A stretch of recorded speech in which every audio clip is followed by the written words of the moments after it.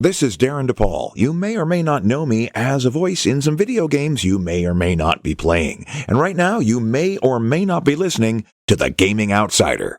Roll the theme song. There may or may not be a theme song.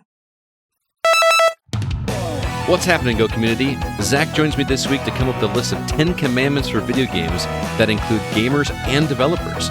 We had a lot of Doom news drop this week, so I'm sure we'll discuss that. New games discussed include No Rest for the Wicked and Valorant, which Zack checked out. I played Dungeons and Degenerate Gamblers, which is basically Blackjack Balacho. Also, Alyssa and Mark join in to tell us about their experience with Nocturne, Minds Beneath Us, and Thalassa, Edge of the Abyss. Lots of games to talk about, so let's get into it. This is The Gaming Outsider. Greetings, programs, and welcome to The Gaming Outsider, a video game podcast with a focus on our incredible community, which can be found at thegamingoutsider.com. We've also got a community at facebook.com/groups/thegocast, and even a Discord server. You can find a link for it in the show notes. It is Tuesday, August 13th. I'm your host, Scott Clark, and joining me, as always, is my good friend, Mr. Zach Parkerson. What's up, man? Oh, feeling good as always. It is just a duo podcast again, man. Chris is got called in for work or something like that. Oh. And Alyssa is still recovering from a medical procedure she had done this week. So, yeah, man.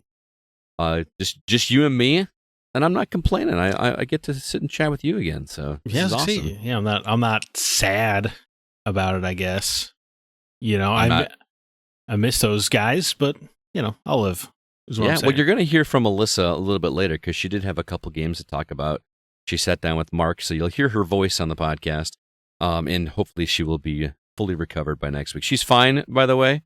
Everything went as well. She's just, she's just still recovering. So, can you believe, Zach? I know you're not going to be there, but we are officially 2 months away from R2V2 2024. Wow, that's horrifying to hear because that means that's 2 months away from getting married. Yeah, it's coming up. Congrats! It's coming up quick. I wasn't trying to make it about me. It was just, I hadn't heard that it was only 2 months away until right now. That's all. Yeah, it's crazy. Also, I talk about R2V2 every week, so I'm not going to go into a whole lot more detail, but we would love it if everybody checked it out. Go to thegamingoutsider.com/R2V2 for all the details. But this weekend, August 17th, I know that this podcast will come out like the day before, but I am going to Chicago to a place called, you probably might know this place actually, being, a Chicago native. It's a big city. Are you familiar with Beat Kitchen? No. No? Okay. Well, I tried. Sorry to let you down. Failed. But there's a place called Beat Kitchen that is hosting the 3rd Video Game Music Festival. How would I have known about a music thing? Come on. That's No. I figured you would know about the Beat Kitchen. It seemed like a pretty hopping place because I've been there before. But okay. All right.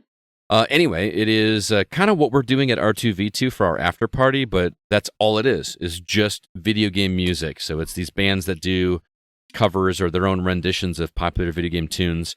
There's actually an article about it on the website if you want to read some details about it, but some really great acts are going to be there. One that I'm particularly interested to see, if you get a chance, Zach, there's a link to their YouTube channel on the website post that I created this week. The group is called Super Guitar Brothers.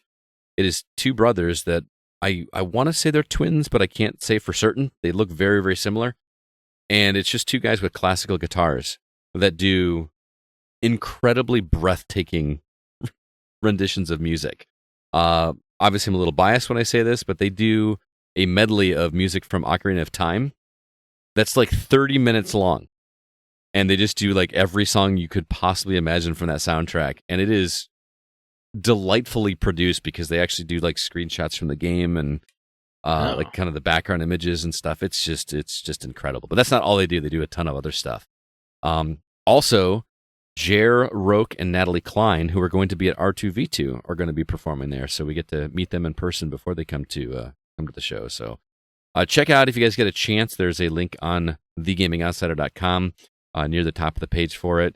It looks to be an awesome event. It's the 3rd time that they've had this event, and Kevin and I are actually both going to be there. So if you guys are in the Chicago area on Saturday, would love to meet you guys up there. I believe I'm not going to try to remember the address. 2100 Belmont Avenue, I believe. Sure, I know Belmont. So would love to meet some other Go listeners out there if you get the opportunity. But I've rambled on enough, Zach. I want to hear about the games you've been catching up on. Yeah, I've been playing more Darksiders 2. Got the fire stoked with the recent announcement. And just keep playing it. It's a lot of fun. There's something so nice about that Zelda formula. Oh, it's still a Zelda formula in Darksiders 2? It is to a lesser degree. The puzzles aren't as intense. I learned actually, because I was looking at some developer history, they refer to them as nuzzles, non-puzzles. They're just kind of like pace breakers. Okay. But it's still like a dungeony design while you're getting your, because you're probably thinking it's more of a Diablo game, which is true. Yeah. But there's still definitely puzzles. They just aren't as intricate. Gotcha. They're more as like pace breakers, but even that is still just like such a nice, almost like feels like coming home feeling. Yeah. I would hope you understand for Zelda, but yeah, I'm just really, really enjoying it. Enjoying it more this time than probably ever before, but this time I'm just not caring, because usually in loot games I care what I look like. Yeah. So I've decided to just not care, and I just equip whatever has the best number. Yeah. And that's really streamlined. That's nice. The loot process for me. I couldn't imagine doing that. That's how I always do those kind of games. I prefer functionality more than aesthetics when it comes to equipment. Well, I'm so messed up about it that, like, because a lot of games have transmog now where you can make the equipment look however you want. I was just going to say that, like Diablo 3 does. But I hate that. I think that's cheating. You're supposed to. So I'll just use like really bad gear for the sake of looking cool in these games often. Well, no wonder you're enjoying it a lot more. Well, I'm sure. I mean, that might have something to do with it, yeah. But in like other games, sometimes your skill matters more than the stats. Is what I'm saying. Sometimes. Right. But I'm going all in on the necromancer tree this go around as well. So I'm just like summoning little dudes, which means I don't have a lot of like offensive options or big health pools or anything. But so I guess I kind of need the gear more than usual, but I wanted to go all in because usually there's like 2 skill trees in the game. One's like more combat oriented, one's more necromancy oriented. Sure. And usually I try to split the difference when I've played it before, but I'm just trying to min max the necromancy tree this time. Nice. And it's been a lot of fun. A lot of summoning. You talked about this last week, Zach, and you inspired me. Oh yeah. So I have not played it yet, but I went and bought the remastered version of Darksiders 1. Oh, the War Mastered edition? Yes, there you go. It was on sale for $5. And I was like, it seems too fortuitous to not, for that game to go on sale right when you were talking about Darksiders 2 last week. And I'm not going to say chastising, berating me, but, you're like, yeah, Scott, you never finished that game? It's just shocking to hear. Yeah. So I've installed it, but I have not played it yet. But it is on my docket of games that I want to play for me after I get caught up on my reviews, because I've got a lot to catch up on. I think you'll love it, man. And I own the original. Like I could have just played the Xbox 360 version, and I was this close to buying 2 because it was also on sale for $5. That's pretty cheap. And 3 was as well, actually. Mm-hmm. So that's got our friend Sissy Jones in the lead role. It does. Yeah, I should have bought that just on principle, but anyway. So yeah, I once I get some free time, I'm actually playing some stuff that I'm really enjoying. That's not even like for review. So I just the docket is full, man. Yeah, I know. I understand completely. How's Paper Mario going? Slower than Darksiders. You know. Briefly, I wanted to tell you this because this is a good story about the industry. So Vigil Games is who made Darksiders, right? And then they got shut down with THQ, and then like 2 studios kind of formed out of the ashes: Gunfire Games and Airship Syndicate. And but Airship Syndicate is run by Joe Mad, the comic book artist. He's the guy who drew all the characters and everything, and was the creative director of the Darksiders 1 and 2. Oh, I didn't know that. Anyway, all of this to say, he's putting out a new game called Wayfinder. That's his studio, Airship Syndicate. But they had to do some layoffs because of some, the launch didn't go as well as they wanted. But this whole point, I just need to tell you, the CEOs took a pay cut there. Oh, to save jobs. And I was like, because we always talk about how Japan does that. So I had to highlight that there's at least one American company that did that. Hallelujah. It can be done. So I know that was a convoluted story, but I just had to. It happened. I hope this kind of inspires other studios out there. Right. Well, and I appreciate that because I purposely left out any bad news out of the news this week. Spoiler alert for our next segment, but I got tired of reading layoffs, and I'm not going to talk about Ready at Dawn this week just because. Yeah. Well, speaking of not talking about that, Paper Mario: Thousand Year Door. Yeah, it's a little story. This is my bus and break game. Oh, okay. Because I'm playing it on the Switch, so it's my Switch Transit game. Very easy to pick up and play. That Resume works perfect on the Switch for that. Yeah, really. Yeah, Switch is great about that. Better than the Steam Deck even, because Steam Deck for some reason still counts it as you playing the game while it's off. But I mean it's a very charming game. I got the ghost woman with the well endowed ghost lady. Chesticles. She's got some large chesticles, shockingly large chesticles for a Nintendo ghoul. But yeah, no, I like it. Dude, I'm just Bowser in this game, phenomenal. Right? He's incredible. He's the highlight. Him and Luigi, man, whenever they show up, I'm having a great time. Bowser is always like late to the party. Like, yeah, every scene that he's in that game, he's like showing up after the fact, and he's like just like 2 steps behind Mario all the time. Yeah. And it just never is not funny. Well, I'm sure he ties into the story more later, but like as of right now, it's just like goofy little 15-minute Bowser intervals that have nothing to do with anything other than the fact that he's 2 steps behind always. Right. Yeah, he's trying to kidnap Peach, so he's trying to save Peach so that he can kidnap her himself. Yeah. It's just some great writing in that game. Yeah, it's definitely a lot of fun. Yeah, the combat remains, nice and simplistic, but going all in on the badge points, dude. That's where it's at. Right? Yeah, there's no reason not to. I agree 100%. Because even some of the badges give you like extra HP and FP and stuff like that. Right? Yeah. Someone will just be like, or you'll be like, if you get to low health, enemies will miss you more likely, and those can stack if you have multiple of them. Mm-hmm. Yeah. There's just no. It'd be interesting to go and check, like compare which badges we used and things like that. Because I feel like once I had a build, I stuck to it. I feel like so far I've just equipped every badge I found. Oh, you won't be able to after a while. Oh, really? There's so many badges. Well, I don't know how much like searching and things you do in the environment. I guess you know what I mean. Like not a lot, really. Yeah. To be honest. mean, there's some backtracking because like as you acquire more, there's definitely some backtracking. I heard that this version makes the backtracking nicer than it was in the original release. But I feel like in this version, I'm like, why do I gotta walk? I gotta walk all the way back to town. I don't remember the backtracking in the first one. I need to go back and play the first one. No, and I'm sorry, in the original version of Thousand Year Door.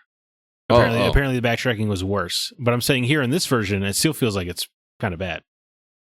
It's a long way, yeah, but it's not like going across Skyrim or something like that. No, I understand. It's just like there's nothing that really happens. It's just kind of like walking all the way back. Yeah. It's not like you get some crazy new ability that's changing, how you perceive the level or anything. Right. It's like, and the reward is always just like another badge or, right.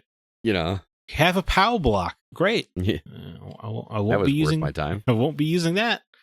Have you discovered the character in the main town that like gives you like these different quests to go help people around town? No, I guess not. I guess I'm not being very thorough with Paper Mario. Well, like the main hub area, like right there by the like when you first get into town, there's like a noose. Yeah, like a gallows, like right there in the middle of town, which it's pretty cool. Super dark for a Mario game, but anyway, like to the right of that, there's a character. I believe it's in a house that has like a list of like quests, and they're all like to help people with stuff. I thought of you when I saw it because I know you like those, slice of life type things. But I did a couple of them, and then I just kind of gave up on doing it after that. You got bored. Yeah. What else? Oh, and then finally, because it's going away forever, I decided to put some more time into Hunt Showdown. Why is it going? They're delisting it, or so this version of the game is going to go away forever. This PS4 and Xbox One version, because they're doing a big engine overhaul. Oh, and they're moving it. That's what if you've seen the trailers for Hunt Showdown 1986 or 1886, right? So that was the order. Yeah, you're right. It's the Hunt some year 1896. 1896. That's what it is. Okay. But that's their like basically like version 2.0 of the game, and it's going to change. And for the first couple months, it's only going to have the one map in Colorado, which does look cool. And but it's just kind of a huge overhaul of the game. So this version of it that I've been learning is going away. Oh. But it should, in theory, be mostly the same with prettier graphics. They're redoing the menus, which is great because they use the dreaded cursor menu. Ah, okay. And when that's going away. But yeah, this guy. I mean, the game is. I'm learning more. This game has such a steep learning curve, Scott. It's outrageous. And when you die, you lose everything. So it's got such a steep punishment as well. And you're always on the edge of your seat. Yeah. You can't afford to rest on your laurels at any point. I did have one match though where I got in there, found the monster, killed it, and got out like all within like 10 minutes or something. And I felt super cool. I'll tell you what. Yeah, I felt like I really did my job. Were you like well. stealthy? Were you hiding? Or were you just quick? Or what was your? No, I wish I could say it was something cool. It was just the first building I walked into happened to have the monster. Oh, you just got lucky. Yeah, yep, that's exactly right. Nobody could find you in right. in time. And it was so, and because you always spawn on the outskirts, which means like the odds of somebody just happening across you was low. So we just killed that monster and banished it and got the hell out of there. Nice. I mean, I still felt cool.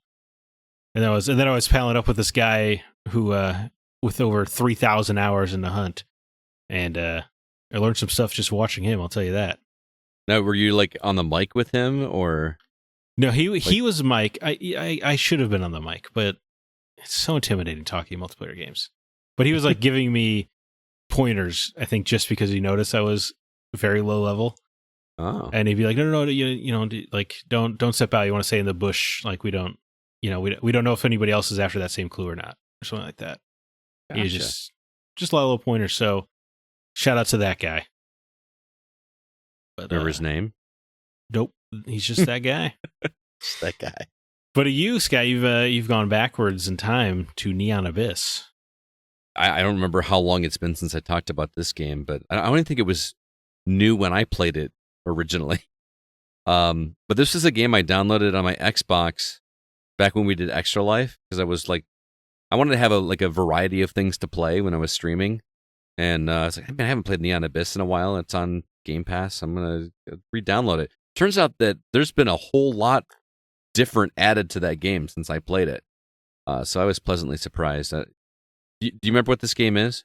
I don't. I mean, when you've been talking to me about it over the past week, I looked into it. Yeah, but I didn't really remember it before that. I remember the key art where it's like that neon face guy like resting a gun on his shoulders. Yeah. I remember that. It was cool. It's a cool image.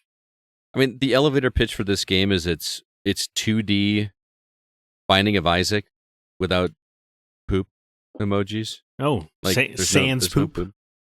Yeah, I mean it's a randomly generated 2D Metroid style game, and I mean that in terms of like you go left and there's a room to the left, right there's a room to the right, or you can go down and up and things like that. So you've got that kind of map, and you just clear it out, go to a boss, and then along the way you get upgrades, and there's so many different ways to unlock things, and not in an overwhelming way. It's just it takes you a couple rounds to remember all the ins and outs of the game. But the crazy thing about this is the controls, because I don't remember if I told you about this before, but the jump is on a trigger. So you jump with a trigger button, move with the left stick, and you aim your gun with the right stick, but you don't have to press a button to shoot. Just wherever you point, shoots. So the trigger jumping keeps your finger on the aiming. Correct. Yeah. Which is kind of like, at first I'm like, what the hell is going on? Why can't I not jump? Because I'm pressing A. Sure. That's just what you're like trained to do ever since. But it's been a lot of fun going through that. I actually got further than I ever have. I've unlocked some characters, and it's been very, very difficult to put down. So Neon Abyss, if you guys like Rogue, I can't remember the difference between roguelike and roguelite. We had that discussion. I don't know. A long time ago. I just pretend they're all the same thing. Yeah, and it's a lot of fun. There's a nonsensical story, and but I'm not playing it for the story. I'm just playing to see how far I can get. The bosses are easy enough, and it's one of those games where you play to get that one run that just everything clicks in terms of equipment and gear that you get, and you just feel like a god for a little while until you get far enough that you're just overwhelmed. I love that. It makes you play. Each run is fun, but you're playing for that one that just, of course, works. You're looking for that high, that rogue high. Yeah, that's a good way to say it. Also, I have been playing a game. If you remember from a couple weeks ago, that when we had Mike on the Patreon episode, when I was in Portland, I remember. We sat down. I remember you being in Portland. Yeah, and you and Mike were talking about this game that I played back on the Xbox 360 that I dabbled with, but it did not click with me very, very hard because I'm terrible at this kind of game. But I went ahead and bought it because it was on sale on Steam for like $10. Might and Magic Clash of Heroes. We berated you. We wore you down and got you to play Might and Magic Clash of Heroes. Yeah. And for those listening, if you've never played this game, is it even fair to call it a JRPG? I mean, it's like structured and styled after one, but the combat is not what you would expect. Right. The combat is more or less a puzzle game where the screen is split into half. The enemy is on the top half. You are on the bottom half. And your goal is to command these units to attack the back line, which is like the enemy you're fighting, and you're fighting against his units and also trying to defend your units. So, I don't even know if I want to call it a match 3. It is, but there's no like switching like in a Puzzle Quest or anything like that. It is you pick up one unit and move it to another row, but you can only put it in the back of a column. You can't put it in the middle of a column. And if you get 3 in a row up and down, if you get 3 in a row up and down, it turns into an attack unit that has a cooldown, and once that cooldown is gone, it will attack. And if you do a horizontal match 3, or actually 4 or 5, really, it will put up like a defensive wall. And it becomes this cat and mouse game back and forth of that.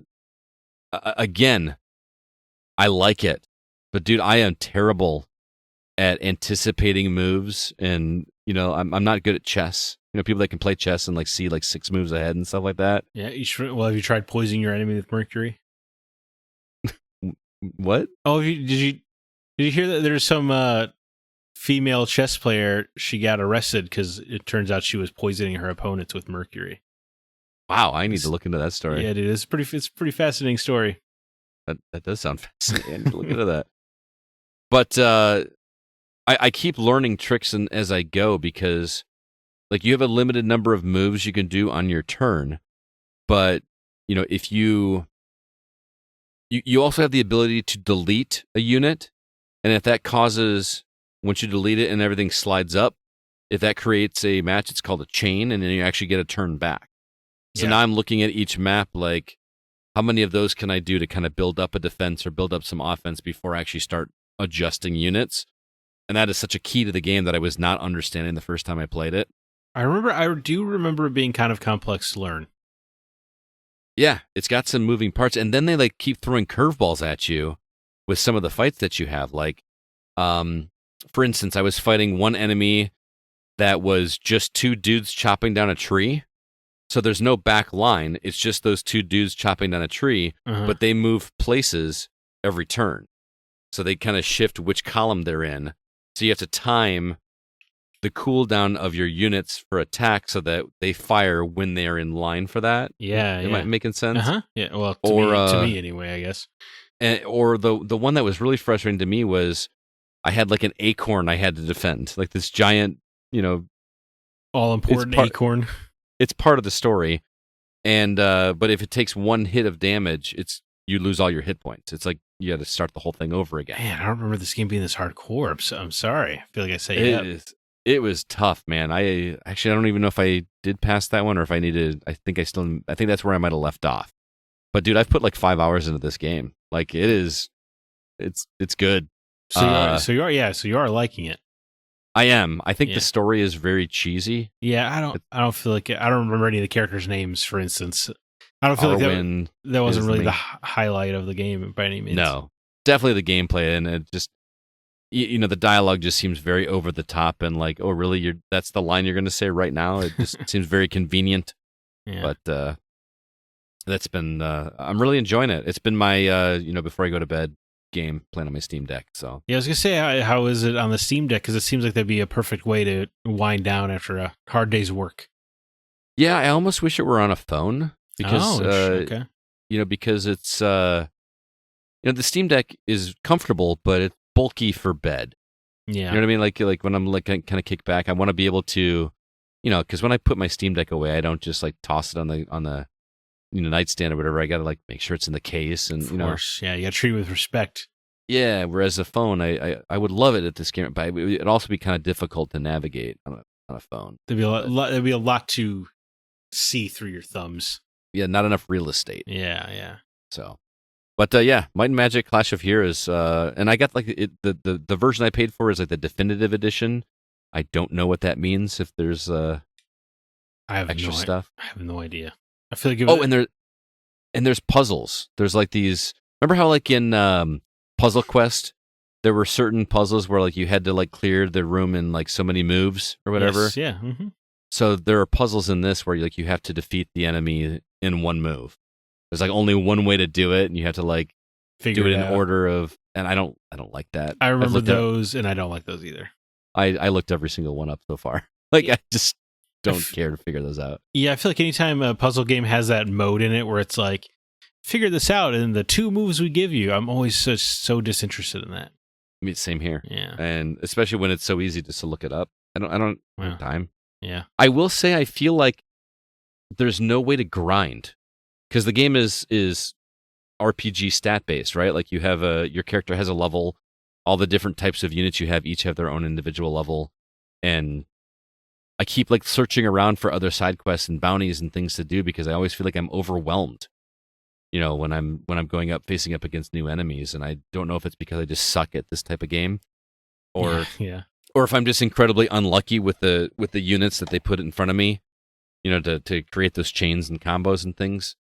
So, I just want to grind and just be overpowered and then just feel like a god with each of those. But the game, maybe it's by design that it's just not letting you just walk over enemies. They want you to actually experience the true nature of the gameplay. Yeah. Last thing I'll mention is I did finally get to play some Baldur's Gate 3 this week. The Baldur's Gate corner returns. Yes, it's been a minute, and we played on Sunday morning. It was Kevin, Paul, and myself. We hopped back in. It's been like 2 months, man. It's been been a while. Do you remember how to play the game? We've played it so much that it was kind of like getting back on a bike. Not like when I was first starting to play it and I was still like learning everything. Nothing like outstanding happened in terms of story, although I didn't realize that this character that we had been chasing, one of the villains that we had been after, was voiced by somebody famous. Is it considered a spoiler to tell you who? I don't think so. I mean, if it is, skip ahead 15 seconds. But yeah, if you don't want to know who the voice actors are in this game, but I'm playing, chasing after this guy, and I'm having this showdown with him. He's like a boss, and I'm like, man, that sounds like J.K. Simmons. And he's like, yeah, it does kind of sound like J.K. Simmons, but it's like he's doing a different voice than like everything else we've heard him in. I was like, it can't be him. Looked it up. Sure enough, it's J.K. Simmons playing like the boss of the second act. Yeah, well, I mean, like, he does a lot of voice roles though. And I didn't. I mean, I knew him as like when he does Spider-Man and stuff like that in games. But or Cave Johnson, I guess you would know him.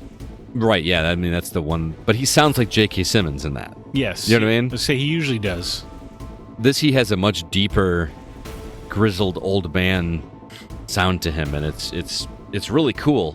But anyway, we're facing off against him.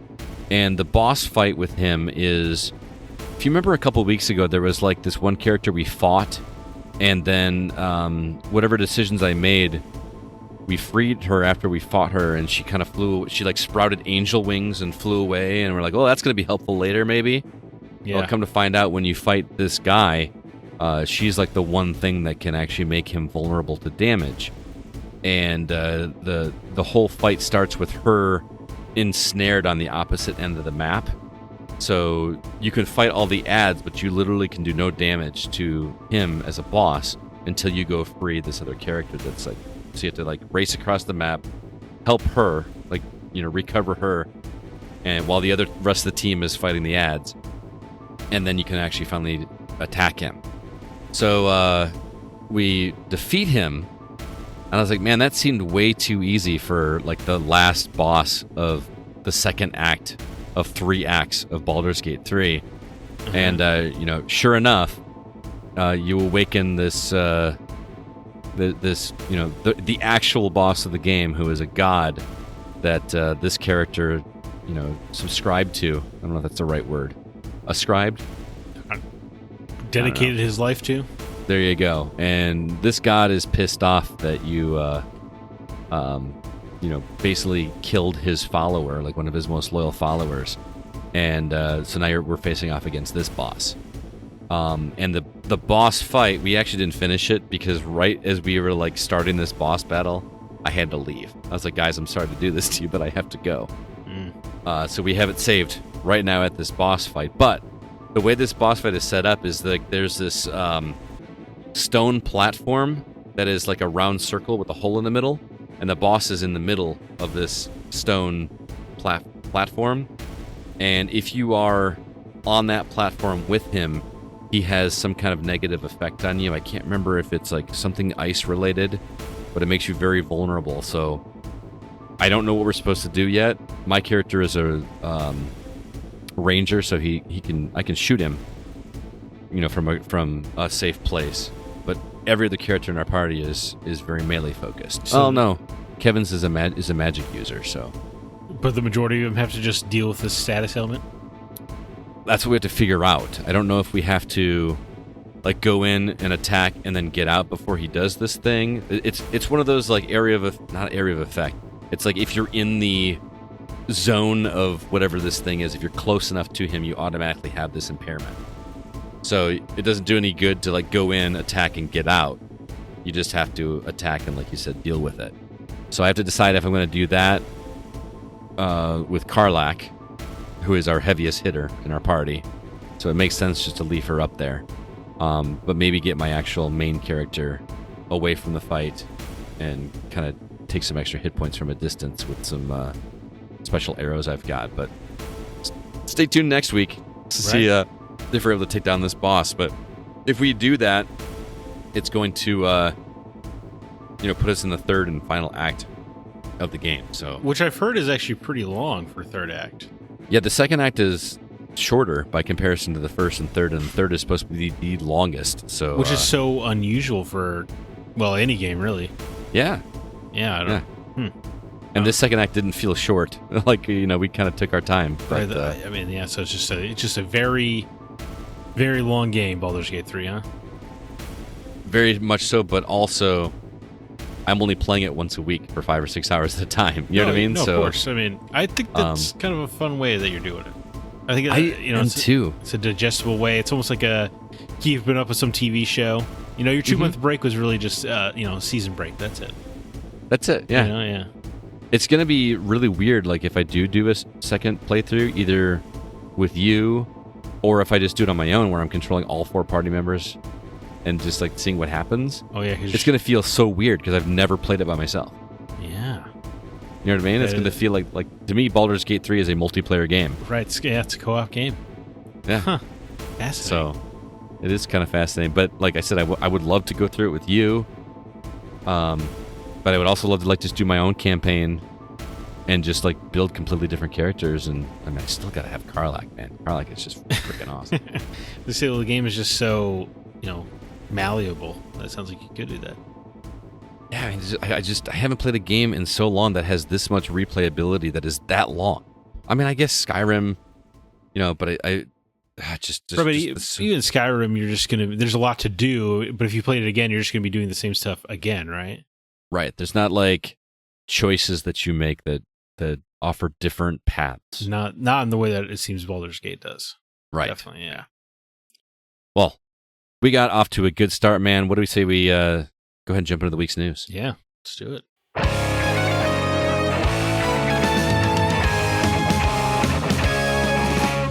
Before we get in the news, I want to talk to you guys again about the Yetee. If you've not seen this website, you need to check it out. TheYetee.com. The TEE is for T-shirt, because this guy makes some of the best, not even screen printed. These are legitimately comfortable, beautiful artwork on them. T-shirts. So as a layman, I'm a T-shirt layman. Yeah. The screen print is the cheap stuff. Like you buy a shirt off of Amazon, you're gonna get a screen printed shirt, probably, right? Right, or someone like someone like me that makes it, like, has a Cricut and just like does a heat press thing on it. Okay, and then what is, so when you say it's not that, is it just like, is it like one of those shirts where if you like you go over the logo or whatever and it just feels like a smooth part of the shirt? Right. So what they actually do is they actually do multi-layers on a single shirt. So you know those stencil art where they put like a part of the stencil and do that one color, and they put another stencil over it and do another color. Oh, okay. And they just keep doing that. Imagine doing that, but with all the colors that you see on these shirts. Oh, okay. And it's actually like, ink that is actually put onto the shirt, and they just do that in mass production, and it's just awesome. But then the material is also like the super, how as a T-shirt layman you probably do know like the super soft ones that you can get that are more expensive. Yeah, these are those, okay. And they're just comfortable. They feel great. They fit great. This is going to sound like a commercial, but they're not priced like they're that. No, I mean they're for the quality of the shirt and the fantastic art that you're getting, they're very reasonably priced. Yeah. But the cool thing is they're kind of one of a kind, because you get, he'll have a specific shirt that is only available for like that day for 24 hours. And if you don't get it then, it's gone. So I bought this rad Dark Link shirt. It's a black t-shirt with, it's like red and black and white image of Dark Link holding a sword and just staring with like that devil looking eyes. Looks cool as hell. I actually made the mistake of wearing it to a luncheon with my dad this weekend, and my dad always likes to take pictures, and my wife is like, next time can you not wear like a metal t-shirt, to meeting with your father? And I was like, well, first off, it's not metal, it's a Zelda. Yeah. But she was so it's as metal as Zelda gets. You know what? Yeah. In the words of the genie, Scott, you just got to be yourself. I was watching Mrs. Doubtfire last night. True story. Oh, wow. Yeah. So anyway, do yourself a favor and check out theyetee.com, TheYetee.com. He's got something every day. Follow him on Twitter. I have alerts set so that whenever he posts something, a new shirt, I get to see what it is, and if it's something I'm interested in, you will find one that interests you. And everybody that I've told about this that had bought one has contacted me and said they absolutely love the shirt they got. So check it out. But as far as new trailers, there was a new trailer for The Legend of Zelda Echoes of Wisdom, which clearly I'm going to play.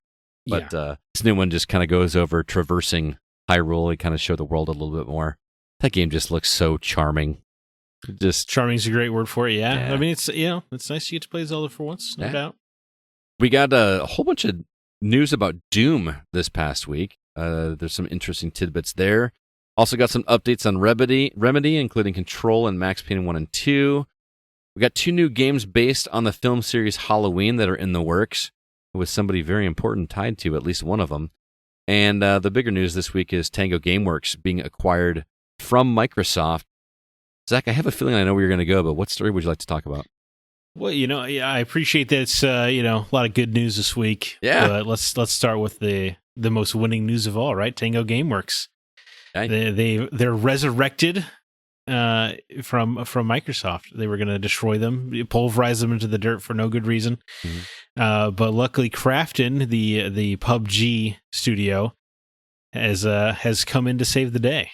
I did not realize it was the same publisher for the Callisto Protocol either. I had no idea it was the same publisher. Well, do you remember they were originally in the same universe? PUBG and Callisto Protocol. Callisto Protocol got announced as a PUBG universe game. I did not remember that. Yeah, isn't that weird? I don't see I haven't played PUBG, but PUBG just always looked like a pre-Fortnite kind of thing. Well, I think that's why they pulled back on that. Yeah. It looked pretty unrelated to this weird modern military game. Mm-hmm. But yeah, no, they came in and which was great. I can't remember the creative director of Hi-Fi Rush is coming with it. That's essential. But really, I mean, the whole staff gets to come with. But yeah, a quote from Crafton. Crafton Inc. today welcomed the talented people of Tango Gameworks to their team, marking an exciting moment in the company's global expansion and first significant investment in the Japanese video game market. This strategic move will include the rights to Tango Gameworks' acclaimed IP, Hi-Fi Rush. Was that Takeo Kido? Is that who you were thinking of? No, I think of him like a Jonas Johannes or something like that. Oh, okay. He was the director of Evil Within 2 and Hi-Fi Rush. I feel bad that I don't remember his name. How dare you? Well, yeah, how dare I? Crafton said they're going to continue to work on the Hi-Fi Rush IP as well as other things with Tango Gameworks, but they did not bother with the rights for Evil Within or Ghostwire Tokyo. Mm-hmm. So yeah, but I mean, this is incredible. It's like a Phoenix, story. It's going to be really interesting to see what happens with this, because I know journalists and people involved in the industry are obviously going to be very excited about this because it's all everybody's been talking about lately. Right. I mean, it's big news, dude. But it's going to be, when a sequel releases or when whatever their next project releases, how well this game does. Because part of me wants this thing just go off. You know what I mean? Just like Hi-Fi Rush 2 is like a huge hit. Yeah. Yeah, that'd be awesome. And then just so Microsoft can sit there and go, man, maybe we made a bad decision here. But nice. But I worry that it's going to be a dead story by the time that happens. You know what I mean? Gamers are very forgetful. Yes. Yeah. Yes. So, it's hot news now, but by the time that happens, I wonder if it's going to be as successful as if they were to release it right now. I know that's not a possibility. It's an impossible ask. I mean, gamers are also in love with the comeback story, right? Yeah. I mean, what's the, oh my God. The game that we thought was never going to happen, that, with the giant dog beast thing, Last Guardian? Oh, The Last Guardian? Yeah. Did that do well? I don't believe so. Yeah. Like everyone was like, that game's never going to happen, and then it did, and I think it did okay. Mm-hmm. I liked it. I thought it was great. I wish them all the best, and I love that we have a positive spin on this. Who knows? This whole thing that could have been just an awful, awful story for them could turn around and just make things work for them. It could have been like the best thing that happened to them, depending on the success of the next games. That's true. Yeah. I mean, maybe. And in Crafton, I assume, is PUBG still big? Do they have the money for this to make sure Tango survives? I have heard they're still making money, but I have not looked into it enough to know. I mean, I never see anybody like on TikTok or anything streaming PUBG. It's always Fortnite. It's always Let's say there's no way they're ever. Yeah, Fortnite obviously eclipsed it by stealing its idea. And wasn't Rust even before that? Well, it was a survival game, though, right? Right. I'm sure there was another battle royale before PUBG, but that's definitely the one that exploded. And then all of a sudden, Fortnite, which is originally a tower defense game, put in a battle royale mode, and that became the base game. Right. Yeah. So yeah, good on those guys. I'm very happy for them. Boy, yeah, I wish I had played Hi-Fi Rush and was like a huge fan, so I could like get really excited about this. But I never played it. Well, I mean, it's a very music-centric game. Yeah, which is the only reason I didn't play it. Yeah. It's a really cool art style, though, and just, snappy, witty writing. I really liked the main character. I thought he was a lot of fun. But I was terrible at that game for some reason, and I'm good at rhythm games. That's surprising. Maybe it's the combination of rhythm with action. Maybe. I just couldn't. I need to give it another shot, though, at some point. Boy, man, I don't even know which other story to talk about. If I only got to choose one, I think I'm going to go with Doom.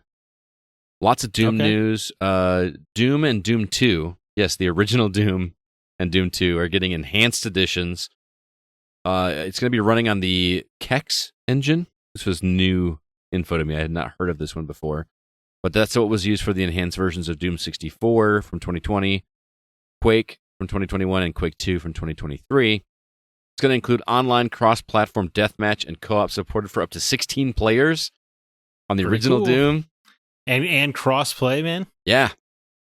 Upgraded visual, support for modern controllers, and a weapon carousel, allowing for faster weapon switching. Because if you remember Oh, yeah. the original Doom, you just had to press Y until you get to the weapon you wanted, right? I love that they call it a weapon carousel, not a weapon wheel. Yeah, you know what? I've always called it a weapon wheel as well. I don't know Yeah. why carousel is new to me. They're getting a little theatrical with it over in Doomland. 25 new maps. So you've got an updated soundtrack, and they're going to allow it to go up to 4K resolution. That one is funny to me. Do you really want to play those games in 4K resolution? Isn't that just going to make it look muddier? You just see those sprites blown up on your 60-inch 4K. Here's the cool thing, though. If you already own the game on console, like on Xbox and stuff, you're going to get the upgrade for free. But that's crazy. That's such a consumer move. Well, let me retort that by saying the combo pack has been pulled from Steam, so you can't right now buy Doom 1 and Doom 2 as a combo pack. They just pulled it. Okay. So I don't know what that means. Yeah. I don't. Does that? Did they get the upgrade? I don't know. Okay. I have not been able to find that information yet. Also, Doom Eternal, which I know you were a fan of, has added mod support. This is 4 years after the game released. It's going to be available on Steam's beta branch, and then it's going to be available on Xbox at some point too, but currently it's listed as just coming soon. So I'm not sure what that means. Is there going to be mods available on Xbox? I know they were allowing mods, but... I feel like they're a lot more open about it than PlayStation is, right? Mm-hmm. Yeah. So it's certainly possible. And then lastly, they revealed the Doom Anthology, which is like a collection of all the Doom games, all 6 of them: Doom, Doom 2, Doom 64, Doom 3, Doom 2016, and Doom Eternal. I'm not seeing the flip phone Doom RPG game, so it's not every Doom. Okay. So close, though. I apologize. And it does not include the Doom movie. Oh, it's unfortunate. Or either one of them. There was 2? Remember they made it was like they made a straight to DVD one like 2 or 3 years ago. I don't know how I missed that. Because who would care? Wouldn't that have been a cool thing just to add in there, though? That would have been funny as hell. Yeah, just like Carl Urban's in the corner of the box art. Wasn't The Rock? Wasn't it The Rock? Yeah, he was in that too. Yeah, so it was Dwayne Johnson and Carl Urban. Oh, okay. I didn't remember Carl Urban. I just thought it was a Rock movie. Yeah. Well, doesn't he play? He's like the squad leader who becomes a bad guy, right? Dude, I haven't seen it since it first released on DVD. I was working at Blockbuster, and I brought home a copy as a pre-street and watched it. And just all I remember from it is that time when it goes first-person mode, because that was a big deal back then. That was super cool. Yeah. Anyway, this Doom Anthology is also going to include a steelbook case and a replica of the BFG, complete with LED lights, if you're a collector. And it's going to launch on Xbox, PlayStation, Switch, and PC for $80. I thought that was reasonably priced. Wait, even the edition with the BFG is $80? That's what I read. Oh.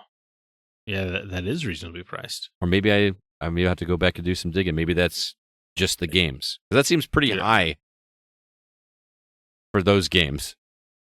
I mean, I guess it's 6 games. Wasn't the Final Fantasy Pixel remasters were 6 games and were $75, right? That's true. But I'm probably inaccurately reporting. I'm a terrible journalist. I don't think so. I bet you're right. Why don't you give yourself some credit? I'll have to look into it. I guess I didn't. I think you are right, man.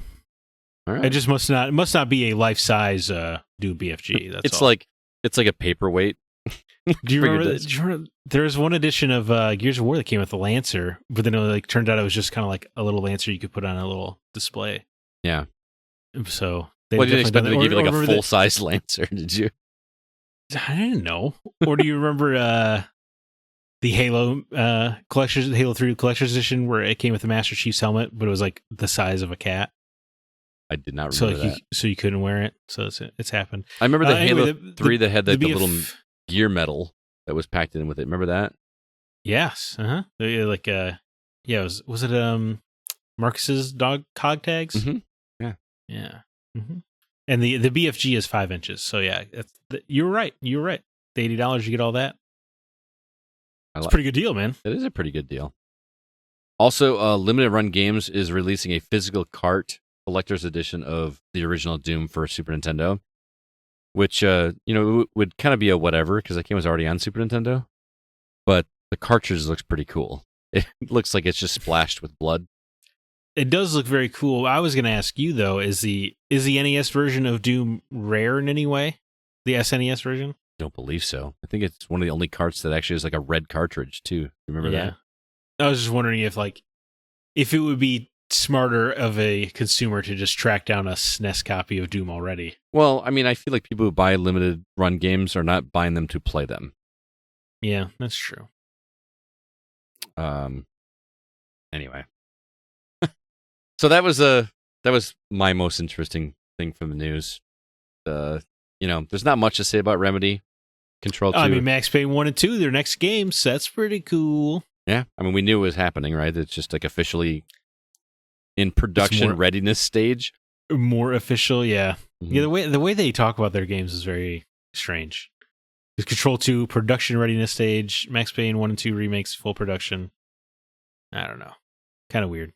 How hard could a Max Payne 1 and 2 remake be, right? Well, compared to the other games. I know video games are hard, just to be clear. No, it depends on what they're doing. Are they just doing like an up-resed version of the original game, or are they doing like a Resident Evil 4? Mm. You know what I mean? Yeah. I mean, if they do a Resident Evil 4 thing, it's gonna need a new actor. That's true. Yeah. Which is sad. Well, let's go ahead and move on. I want to remind everybody about Patreon. If you'd like to support the show, you can head over to patreon.com/thegocast. There we have several different tiers. The $1 tier will get you the episode a day earlier than everybody else. And then the $3 and $5 tiers will offer you 1 or 2 episodes, bonus episodes, respectively. And right now we've got our Peace of Mind episode with Zack, Alyssa, and myself. And our Desert Island episode with Mike Card. And I still owe you guys an episode for our $5 tier from the month of July. And I asked everybody on Facebook, or excuse me, on Discord, if they would be okay with me doing this. And the resounding answer was yes. I don't know if you saw this post, Zach, but I did not. So did I talk about the book that CB bought me? Mm-hmm. So multiple people have approached me and said, we want to know if this book is any good. You got to read it. So I'm going to read the book, read chapters of the book for bonus content. This book is an AI generated book that CB purchased for me. He basically submitted all this information about myself, and it's called Podcasts and Power Ups. And I've not read it yet. So when I read it, it's going to be me reading it for the first time. So you're going to get honest reactions of me as I read it out loud.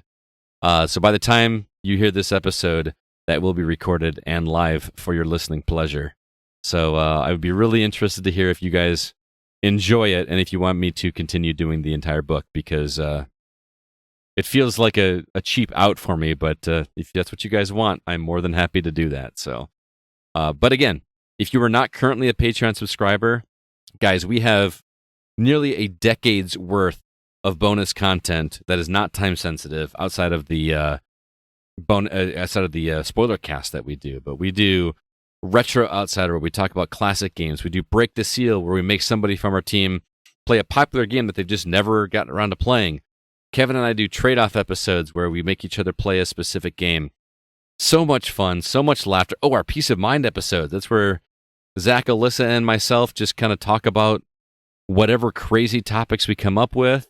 And then, of course, our Desert Island episodes, where we have someone from the community that sits down and talks to us about what games they would choose if they were stuck on a stranded island. They're tons of fun to listen to, and our listeners do enjoy them. So give us a shot. Patreon.com/thegocast, and let us know what you think, and let us know what you'd like us to talk about in the future. We would greatly appreciate it. With that, we're going to go ahead now and jump into the new games that we've been playing.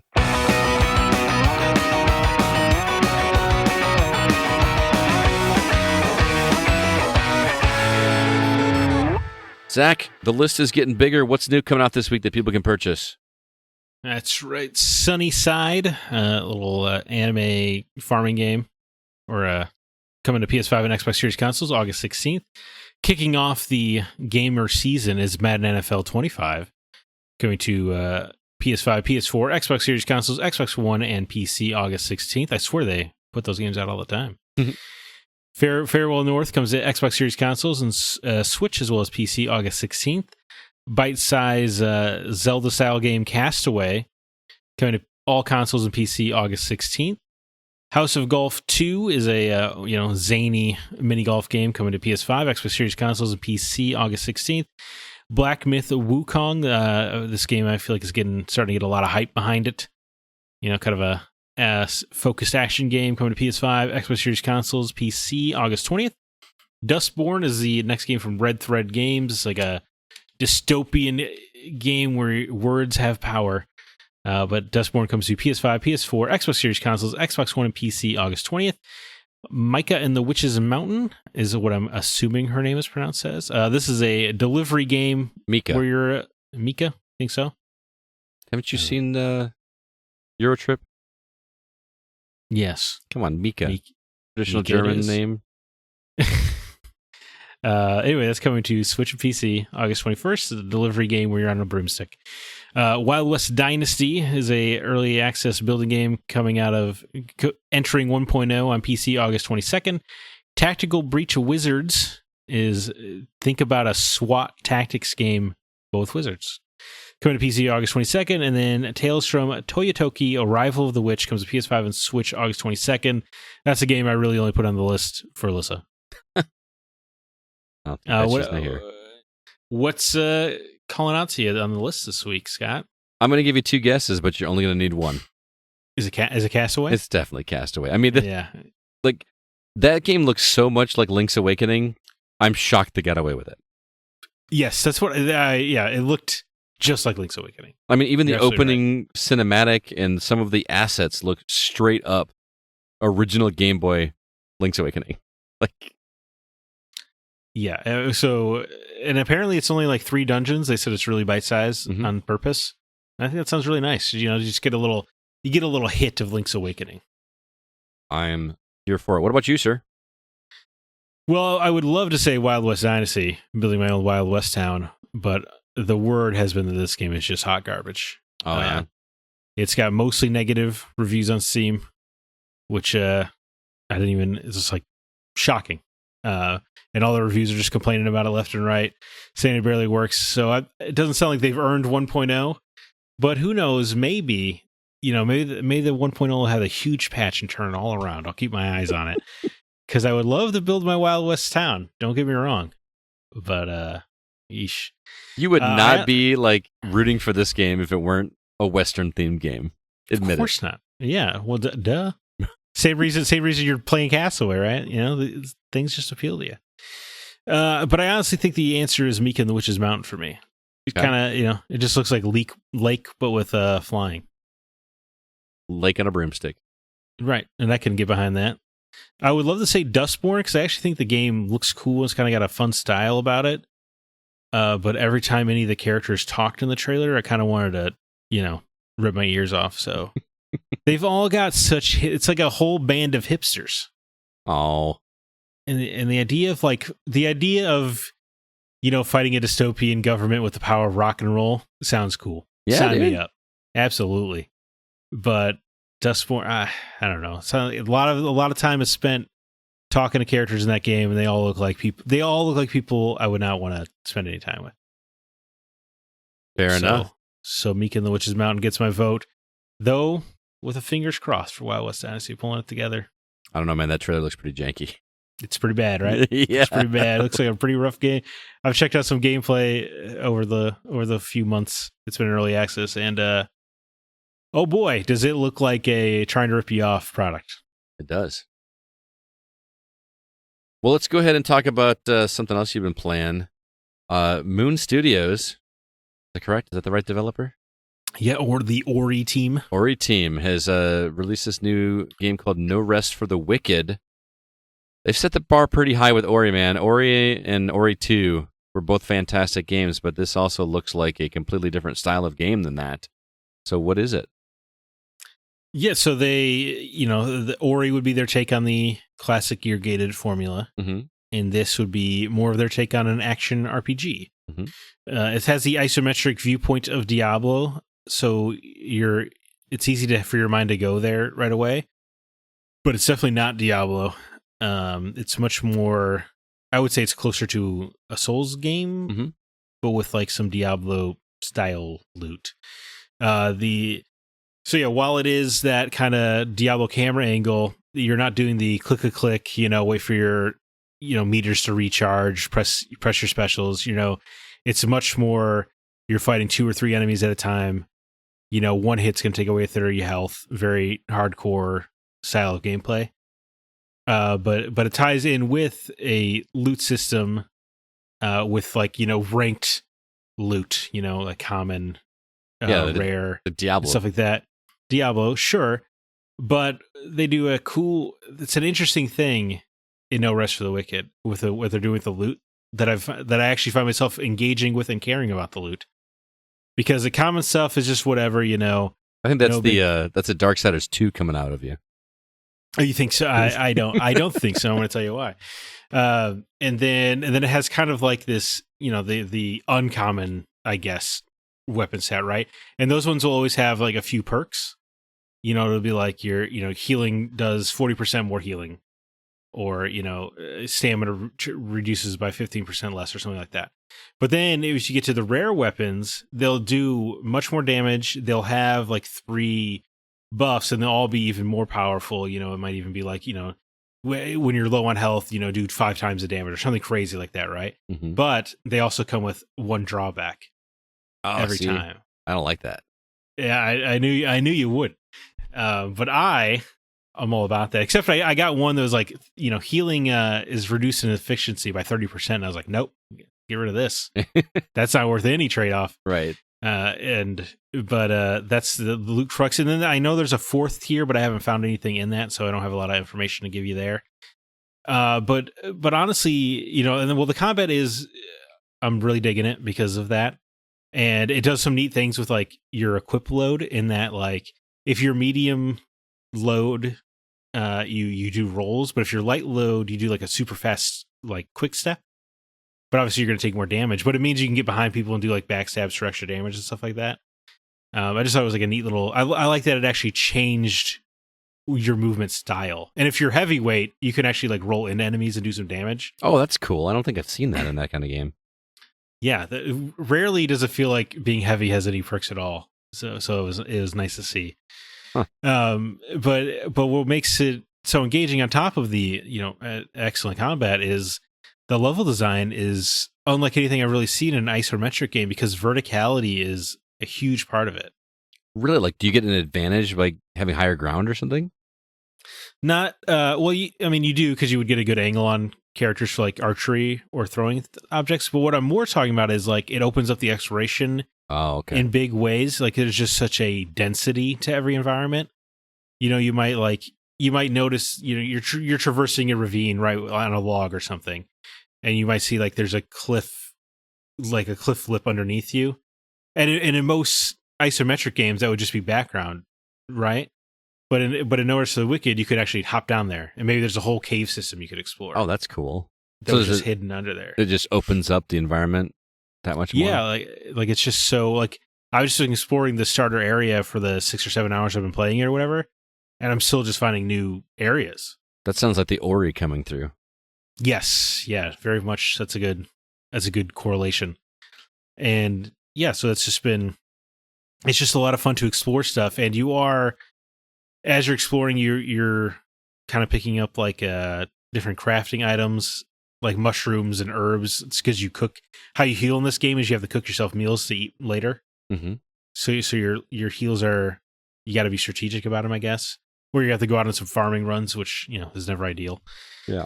But there's a lot going on in this game. I've really digging the story so far. What is it? Got a lot of that Game of Thrones politicking energy so far.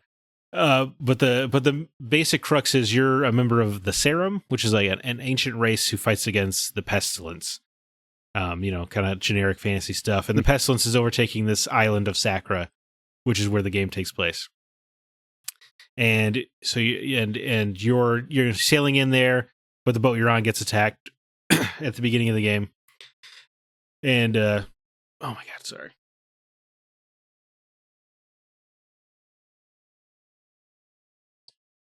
We gotta like devise a hand signal of like, I need water. Ask a question.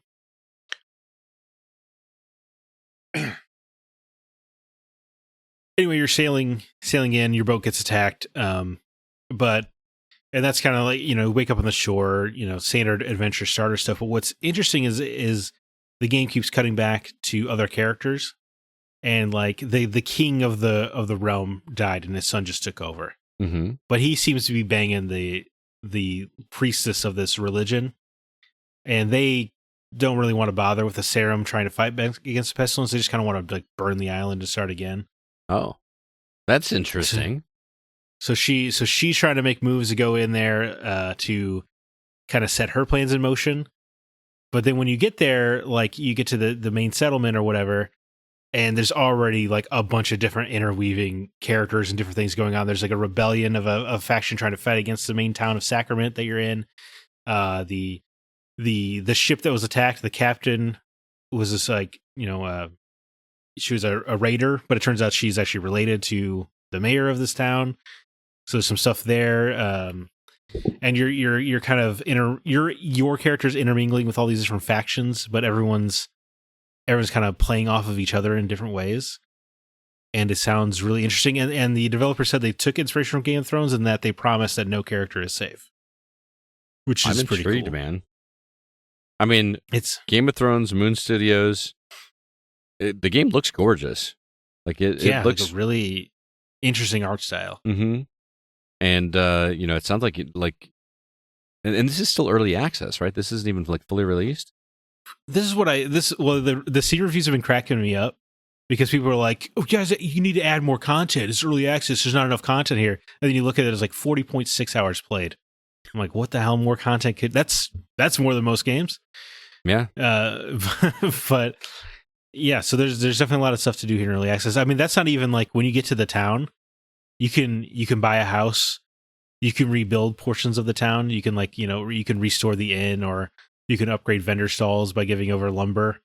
That I think they're adding farming. They talked about there's fishing if you want. There's just a million things you can do if you want outside of the core gameplay. It's like they want to make a little virtual world for you. It sounds like there's just like a whole bunch of. It's just the whole package. Like yeah, I mean there's a whole roguelike mode as well that you discover a little bit in. Wow. Where you actually you pick different power-ups for that thing or whatever. You can't earn XP during it, because I would obviously throw all the balance off. Yeah. Of the main game, but it's like a great way to get rare items or kind of practice your loadouts or whatever. But it's like a whole roguelike. So how much was this? I got it. It was 30. I think it's 40 normally, and I got it on sale. I got it on sale for 30.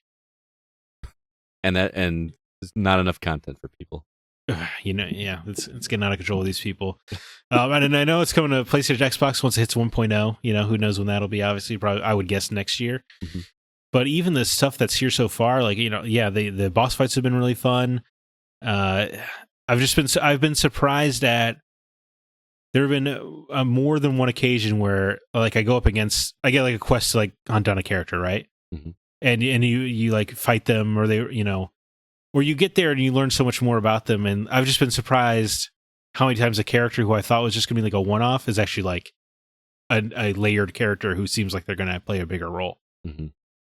And that's just been a lot of fun combined with the unbelievably intoxicating exploration and the wonderful combat. It's just I don't want to stop playing this game. It's awesome, very, very good. I'm glad that you are digging it because I was sold on the studio alone. I'm so in love with those first two Ori games.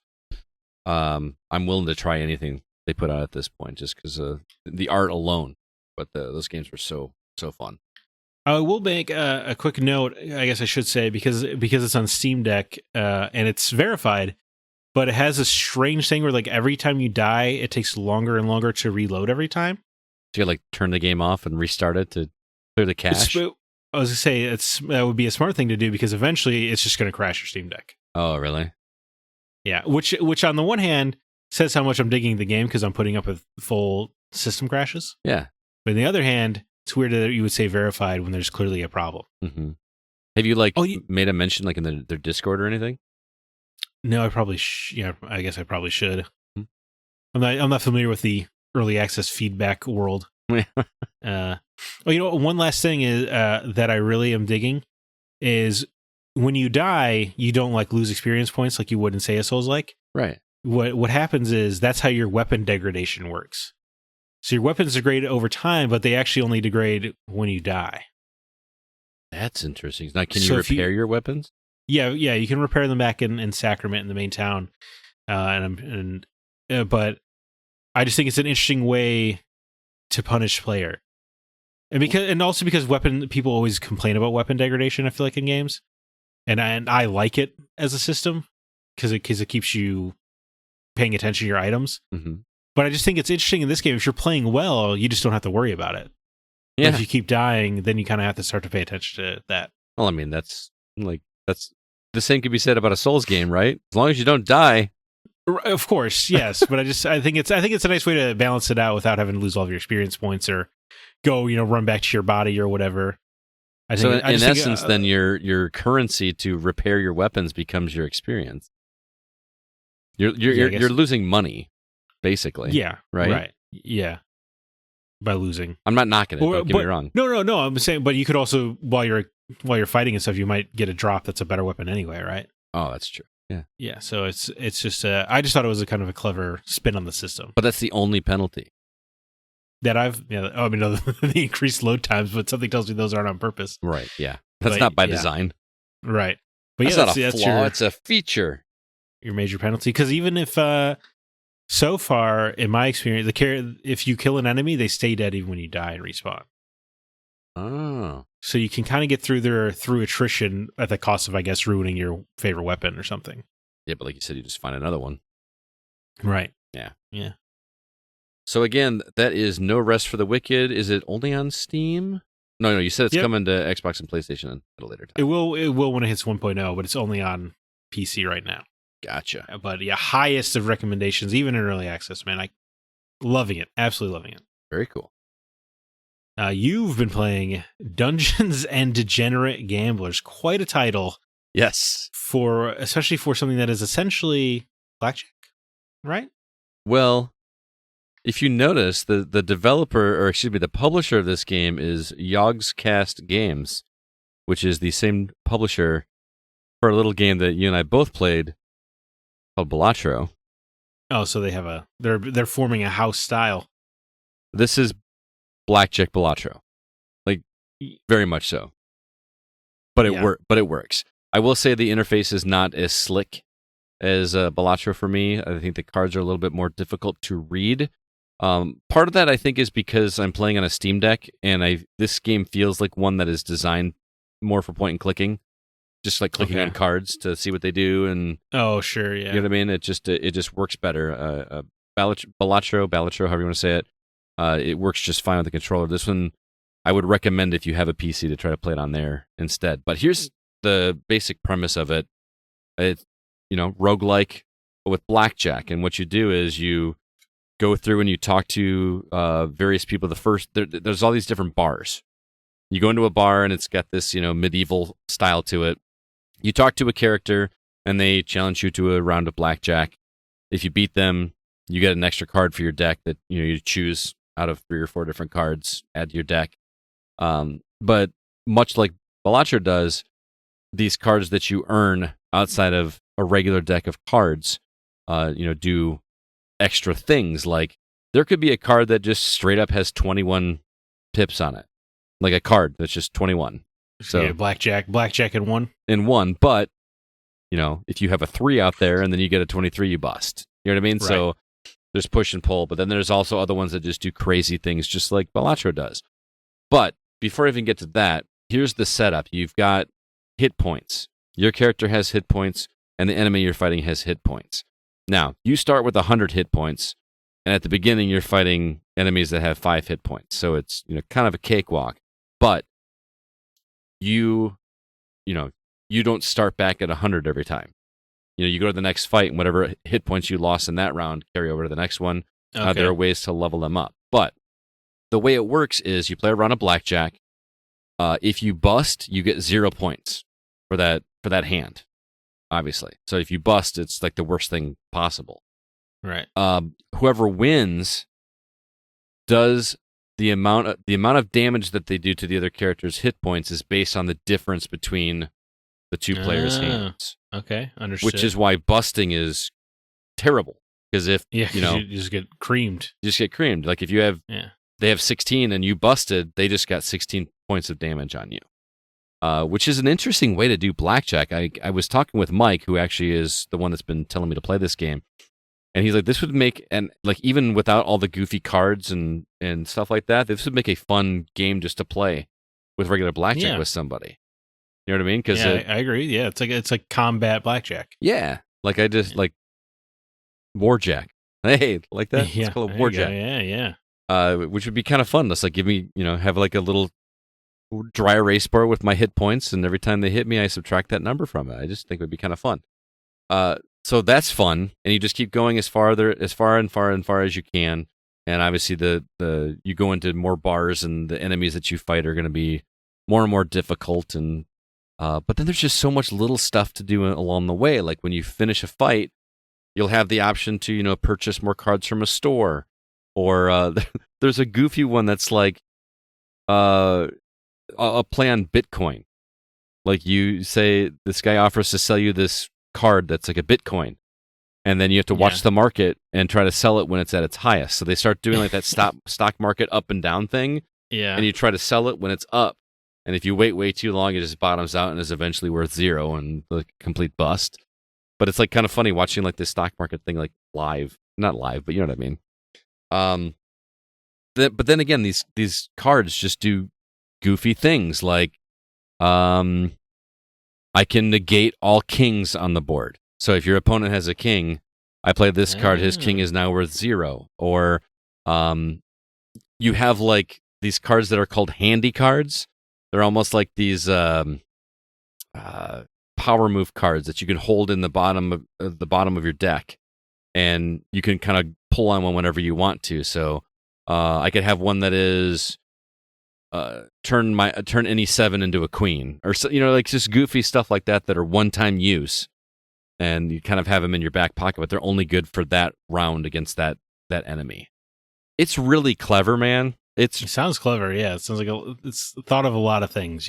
Yeah, I'm not as invested as I was in Balatro, and I don't know if that's because I played so much Balatro and I'm just kind of over the card rogue game. Well, I mean, it's just that was such a fire in the pan, idea. Mm-hmm. But what's really funny is some of the cards that you get are the same artwork from Balatro. Like there is a card that is just straight up called the Joker, and it's the same Joker symbol. Oh, wow. It really is a house style. Yeah. There's a card I got called Wheel of Fortune. That is the Wheel of Fortune tarot card from Balatro. So they clearly they share a universe. Yeah. They know what they're doing. But this is a developer, Purple Moss Collectors. I think I paid like $13 for this game. More than worth it. The drive isn't quite. It's not a. As soon as Balatro's done, you're just like, I'll just do one more. Yeah. You know what I mean? The pull isn't quite as strong, but it's close. It's definitely worth looking at if you do enjoy this style of game, and it's just so neat to see them take another card game and figure out a way to make it work that's not just the same thing. I'm looking forward to Gin Rummy. Gin Rummy. A little roguelike Go Fish. Go Fish again and again. Yeah, I got you. And Uno? again. Oh, Uno roguelike. I'm into that. Oh, dude, I'm kind of tainted. Uno has tainted me from playing online. Oh, sure. We all survived the Xbox version of Oh, my God. Okay. All right, Zach. So you have also been playing a game that's not brand new, but it's new for consoles. Am I correct? Yeah, I think it just came out on consoles August 2nd, maybe. Okay. And this is a game that I probably am not going to try because it's just not my bag. And I didn't think it was your bag, but Valorant you were playing, which is from Riot Games. That's right. Yep, this is the League of Legends people, but not a first-person shooter. To your point, this game, not normally my bag, but I just feel like I've been hearing about Valorant for so many years, so often, that I needed to learn what it is. And what is it? It is a very hardcore first-person shooter, kind of like Counter-Strike. Oh, okay, because it doesn't look like Counter-Strike. It looks like what's the one that everybody...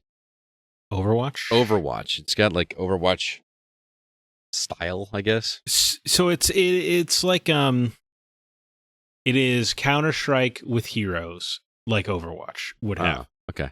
So I wouldn't call it a hero shooter. I don't know enough about these genres. What am I doing? What am I going into this stuff for? But it reminds me of Counter-Strike. It's a very tight maps, very focus 5v5 matches, and you're buying like new equipment in between your rounds, which I feel like I remember on Counter-Strike on Xbox. Okay. The original Xbox, but that was so long ago. And the primary drive of the game is there's an attack side and a defense side. The attack side has to take a spike, like a bomb, and plant it in the enemy territory. And the defense up, and then first to 13 wins, 13 rounds, and the rounds are they're capped at 1:40. Oh wow, so nice. They're very short rounds. But what happens if that doesn't get planted? You just fail. The other team in the defending side wins. Yeah, so if the bomb doesn't get planted, defense wins. Although either side can win by wiping out the other team. Oh. So if you kill everybody in the enemy team, you win that round. But if defense plants the bomb first, then you also have to defuse it. So if you wait too long wiping out the other team or whatever, it's not going to matter anyway. They'll still win because the bomb went off. Right. And it just keeps going like that over and over the rounds. And in between rounds, you get like a minute. You have to buy from this virtual store. Like you have to buy your armor and your guns and stuff. So if you're on a winning streak, you're benefited because every time you die, you lose your stuff and you got to rebuy it. But if you're on a winning streak, you can kind of keep your money for later because you don't have to buy it every round. So there's like a decent amount going into it. I was surprised though that I was having fun. Imagine that, having fun playing a video game. It's just not usually my kind of scene. Especially like it's pretty hardcore. It's not something I see myself playing a ton of because I could already tell as the matchmaking's like, as I'm getting better and matchmaking's like improving who I'm with, it's getting more and more serious. Yeah. You know what I mean? And I can't hang with that. I've already heard Valorant had this incredibly toxic community anyway, but it's a Riot Games game. Exactly. Yeah. But we're in the safe zone right now because we're at console launch. So these people haven't had a chance to become insufferable yet. But it is, but I'm finding fun because you learn the maps and you feel rewarded with that. But you also like I've been maining this character Viper, and she specializes in poison clouds, and like so I've like learned how to like throw up this toxin wall, and then you like throw it in front of a door, right? And so that way like where they're going to come out, and they're going to have to take damage because if they want to get through the toxin wall, so you've already got an increased chance at killing them before they kill you anyway, right? Because they have lower health. So like there are ways I'm strategizing or I'm learning the ways characters work together, and I could see how people get deeply into these kind of games. You just learn so much as you go, right? And you learn all about how all these things synergize, how the other characters work together, and you definitely learn who the favorites are. The ones the characters who always get picked. I think I'm learning Viper's not a great character because I've never fought another one. So I feel like I've picked a bad character, but it's just like it's easy to get into at first, but I do worry that as I get better, I'm going to get put into more hardcore games and lose the fun. So I'm going to try to just treat this game casually. I got a question about the upgrading weapons that you said. Like how does the currency work? Is this currency you earn based on your performance in the previous round, or does everybody have the same amount of currency? So it has a guaranteed minimum every round, and it'll change as the rounds go on. Because after 12 rounds, you switch from attack to defense. Oh, you switch wow. your sides like a sports game Yeah. would be. And it's just the first to 13 wins period. So if you can't win on the first 12 rounds because you said it takes 13 points to win, right? So you have to at least flip the side before you can win, which I think is pretty smart. That is kind of cool. Because I had a match where my team won 12-0 while we were on attack. Uh-huh. So we were going to defense. I'm like, let's do it, baby. This is game over, right? Let's crush them. And then they won like 3. And I was starting to get nervous. I was like, but we ended up winning. But I was so disappointed. I was like, we could have gone 13-0. We could have shut them out. Right. But we dropped the ball, guys. Got too cocky. Right. But, defense is just harder in general, right? Because as long as the attackers stay together, they go to one of the 3 different bomb sites. As defense, you don't know where they're going to go. So you kind of have to split up, right? So their attacks kind of at an automatic advantage in that way. Yeah, dude, I really like what you're talking about. I just, at the same time, I'm like, I'm never going to get good at these kind of games. I'm not going to take the time. Yes. Yeah, I think I was surprised that it was easier to get into than I thought, to learn how to play it, because you just hear about it. But yeah, I'm playing unranked, obviously, and it's just you can see why this is such a big esport. It's just set up like a sport, with the objective and the guaranteed have to switch sides thing, and I could see why it's a big deal, and I think I will play more of it. I'm not. It does the same thing League of Legends does, where you don't get all of the characters; you have to buy them. Oh, like within game currency, or can you actually pay money for them? So you can earn it. I think I've played 4 hours, and I'm like a third of the way to what you need for a character. So I guess if the rate continues, it's like one character every 10 hours or so. Which isn't great. But I was, they're nicer than a lot of free to play games, because when you start, you get 1 token to unlock any character you want. And then you have these basic training things you have to do, which is just winning a match or getting 6 headshots or whatever. And then when you get all of those beginner objectives over, it's just a good way to focus you during the matches on what you're supposed to be doing. But when you do that, you get another character unlocked. So you get 2 for just kind of playing. I mean, at some point you should pay something, Right. And I think there's 1 character of every class unlocked from the start. So, you can get a good taste for the game for free. Like you said, yeah, you got to pay eventually. But yeah, I was surprised that it is fun. Oh, that's good, man. Which is, I guess, a good thing. How much more time do you think you're going to put into it? Yeah, so I think it's going to be a game for me and my partner, because she really enjoys watching it, which might also speak to its ability to be an esport. Yeah, right. It's fun to watch. If it's fun to spectate. So I think I'm just going to play it when she wants to watch it, and that'll be my Valorant time. So we'll just see how that goes. Valorant time. I thought you said Valentine. I was like, Happy Valentine's Day. Come watch me play this video game.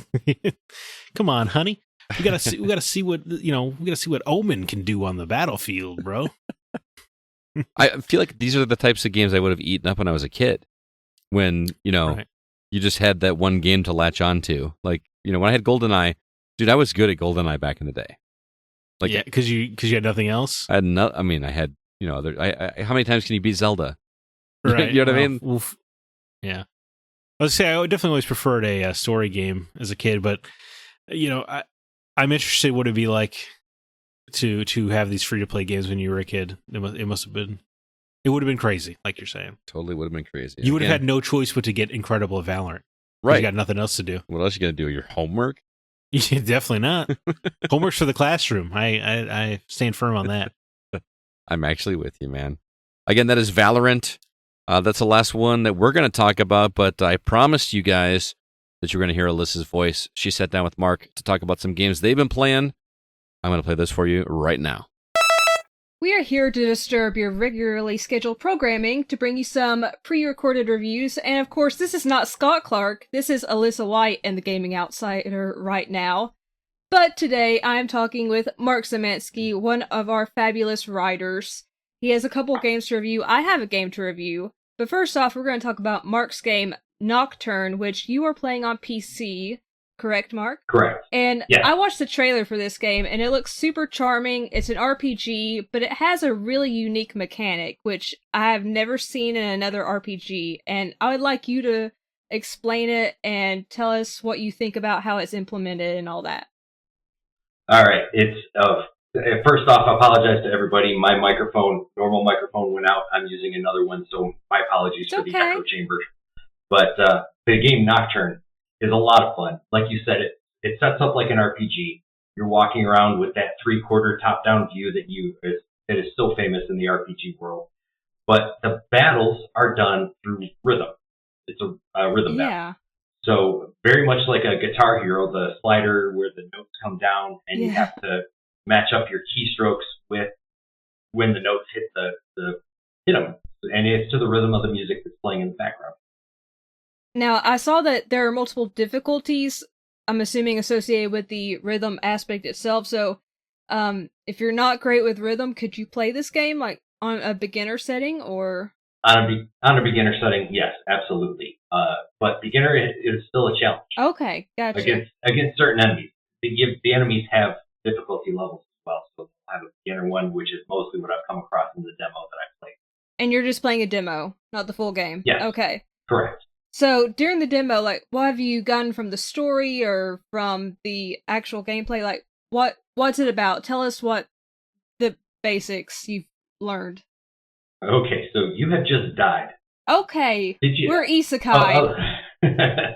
Alyssa, did you ever see that show on Amazon Prime where I think it's called Upload? Yes, I have. You died, and his mind gets uploaded. I did. Very similar to this.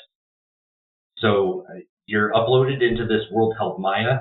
Okay. And when you leave, nothing is correct. Everything's all messed up. You come across this little kid who tells you that you've been dead for 1,000 years. And you just now showed up. All the data is corrupted. It's a mess that you're part of. But in true RPG form, you walk around, you see the enemies, you have to battle them, and then he takes you to his mentor, who is this catfish that's in Japanese garb, and it's a whole lot of fun. I mean, it sounds delightful. I would imagine that the rhythm-based combat might get a little old. Yeah, I could see that. And in the beginning, they say try sneaking past the enemies, but that doesn't actually do anything for you. Oh, you still have to battle? Doing the combat. Yeah, so that you can gain the XP. Oh, okay, gotcha. You need to grind. You gain more XP. Right, so you get more XP, you're stronger, which means if you're skipping these enemies or sneaking past them, when you get to the more difficult ones, you're not going to be able to beat them as quickly. It's going to take you longer to beat them. Yeah. So I said, you know what, I'm just going to, instead of trying to sneak around, I'm just going to battle every enemy I come across. That way I can get more powerful, and when I get to the bigger enemies, I'll be ready to go. Yeah, get overpowered. I mean, that's always a smart idea. So, as it turns out, you are able to see the rhythm. This is all in the trailer? Narration. No, in the narration. Okay. I saw some of it in the trailer, too. So when you get to these corrupted areas, the Guitar Hero sliders start moving around on the screen. So it makes it a little bit more of a challenge. It's actually kind of fun.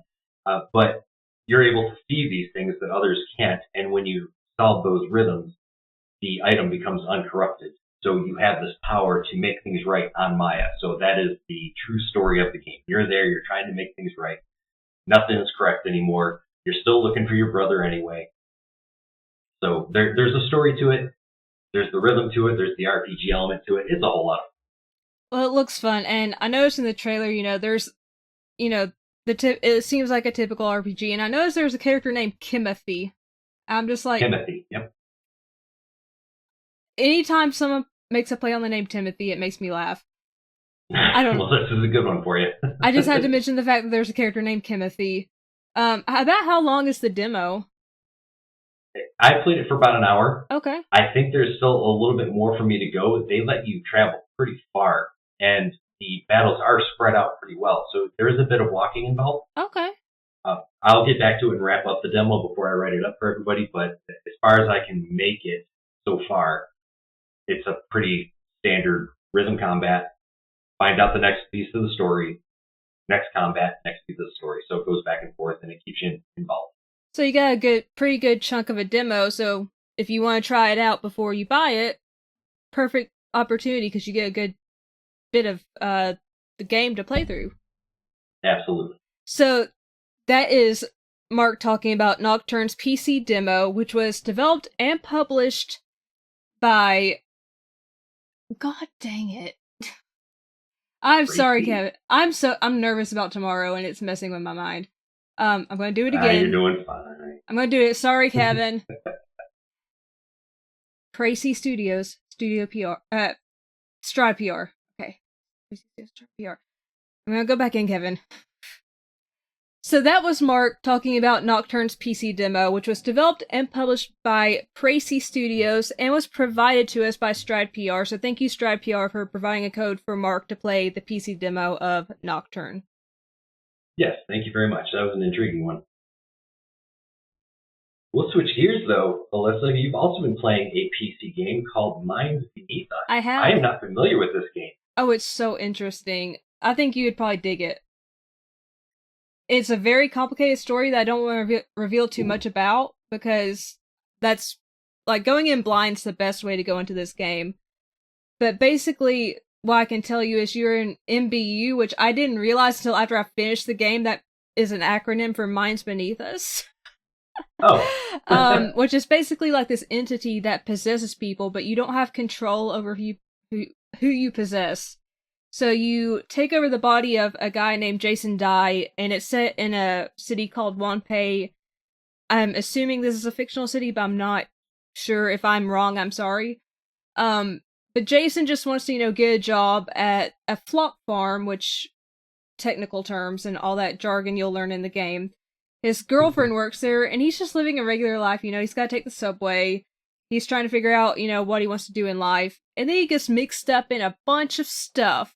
And that's about all I can tell you without ruining anything.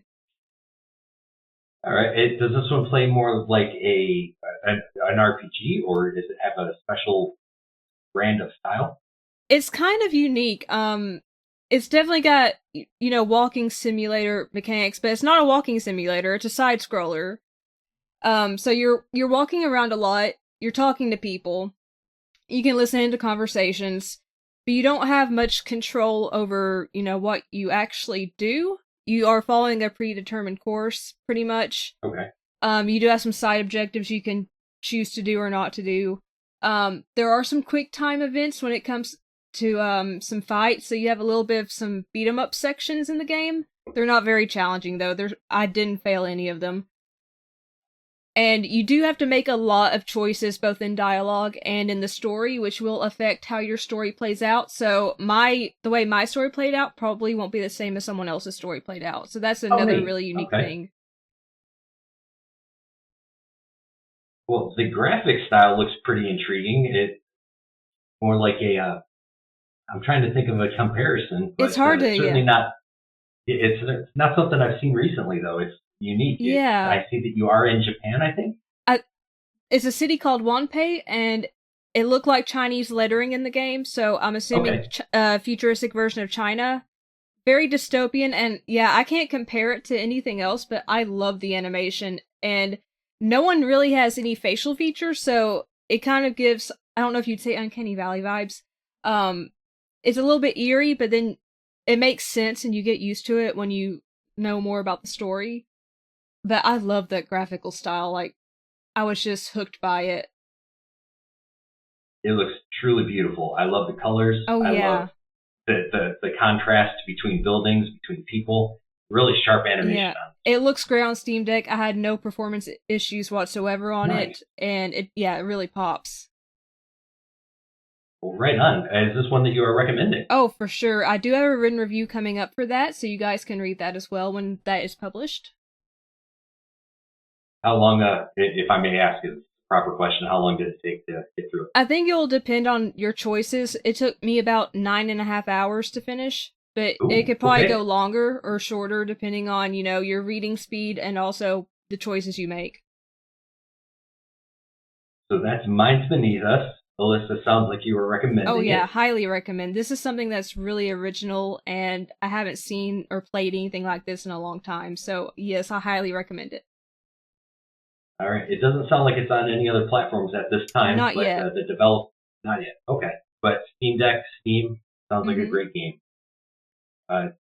Minds Beneath Us was brought to us by the developer and publisher Barebones Studio and by Jesus Fabry as the PR, right, who provided us with the code. So thank you very much to everybody. And Mark, you've also been playing Thalassa, Breath of the Abyss on PC as well, correct? Yes. And this is a game that looks so intriguing to me. It looks like it has walking simulator vibes. Walking simulator vibes, first-person point-and-click vibes. Okay, and you're on a ship underwater, correct? And you're going around exploring. 90% of it, yes. Okay, 90%. So what else can you tell us about the story and the game in general? The beginning of the story, you are a diver, and it takes place in the late 1800s. So this is back when you had those giant masks and all the metal on you. You kind of look like the Big Brother on BioShock. Oh yeah, with all the equipment that's on. So you're on this dive looking for a ship, and your girlfriend, best friend, partner diver, she gets trapped underwater. She dies. Oh no.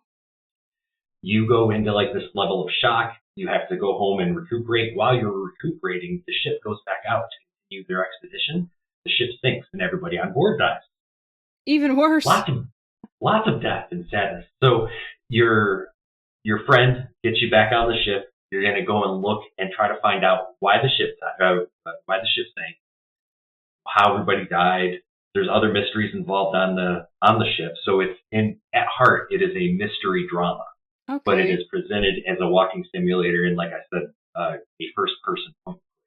Yeah, it definitely gave me, the BioShock vibes, I guess, being underwater and all that. But it also, reminded me of games like Everybody's Gone to the Rapture, where you're exploring and you're picking up different items to try to get clues from it. Is that basically what you're doing? Yes. You're picking things up and... You're picking things up, and it gives you a mystery map. So each mystery, you use the items that you've picked up to try to solve these mysteries. And then the mysteries have a branching pattern to them, so they link together. So as you solve other mysteries on the ship, you are piecing all the puzzle together. Oh, that's until you finally get to the final conclusion. It is so satisfying, and the sound is incredible with headphones on. So you're underwater and you can hear it, and you can hear the thumps of your feet because you're in this heavy equipment. And the bubbles that are going on around you, and the music is soft and in the background, and it's so heartfelt because it's serious and emotional. And then the graphics are clean. The model of the ship is stellar. You can walk from one end to the other. The maps that they provide help you find your way. They also lead you towards the next item that you need to find on your list. Okay. So it's a little bit hand-holdy, but that's okay because you are so invested in this mystery and in this story. You don't want to traipse around until you find the next item. You'd rather than say, here, go over here and find what you need to find. Because, if you just, had to do it yourself, you'd probably lose some of that steam from the story, so... Exactly. This is when, being handholdy helps. Yeah. And I think, I have to bring this up, I think in the trailer I detected a Scottish accent. Is the character Scottish? All of the above. So it's made by a British team. So there's British folks, there's Irish folks, there's Scottish folks. You'll catch all the accents. Okay, all of the accents. We love that. I love that, actually. I'm not going to say we because I don't want to speak for everyone. I love that, and I had to ask that to point that out. You haven't finished this game, have you? No. I was going to ask how long it was, but... The internet say 7 hours. 7 hours? And okay. I did get lost, so I think my total time is going to be about 9 hours. I have just found what I've been missing. I've been kind of traipsing around blind for about an hour or so, and I've lost a bit of that time. So I think my runtime when I'm done will be around 9, but you could probably get it done in 7. Okay, so, pretty short and sweet. Not going to take too much of your time, but it's a good length to get absorbed into the story. Without a doubt. I'm loving it. So it sounds like you're highly recommending this game as well. Very highly recommended. Yeah, I'm going to have to pick this one up because it looks and sounds amazing, especially with your recommendation, Mark. So that was developed by Sarepta Studio and published by Team 17, and that was also provided to us by Team 17. So thank you, Team 17, for the code for Mark to play. You can also play this on PS4 and Xbox One. It was lovely to talk to you today, Mark. it sounds like you've got 2 bangers of games you've been playing, and I had a banger of a game, and, it was just a delight to speak to you today. You're so sweet and so much fun to talk to. It was my pleasure. It was a good time. So, we will let you return to Scott and Zack and potentially CB. I don't know who's on this episode this week. So, back to your regularly scheduled programming. Thanks so much, Mark and Alyssa. As always, it's great. Those two are difficult to keep up with the number of games that they review. It's insane to me. Thought I was doing a good job, and then I look at how many more reviews she's doing than me. They're young. They got the vigor. Yeah, right. I mentioned Facebook already. Don't forget to check out our group over there. Also, over on Discord, we have a new member that joined this past week. That guy with us. That is actually Kyle, who is the guy that we are renting arcade cabinets from for R2V2. He joined our Discord. He's a super cool guy. I've been communicating with him mostly over email. But be sure to stop in and say hi to him. Again, the link for the Discord is in the show notes. If you get a chance, drop us a review on Apple Podcasts or Spotify, wherever you listen. If they do a rating system, it helps us get the word out there. We would love to get more people listening to the show. Lastly, our website, thegamingoutsider.com. You can find all of our episodes. You can find a catalog for our Patreon episodes. It's much easier to navigate than the Patreon app, and all of our written content as well, which includes Alyssa's review of Vampire Therapist and Minds Beneath Us, both of which released this past week. Let's go ahead now and jump into our From the Outside In topic.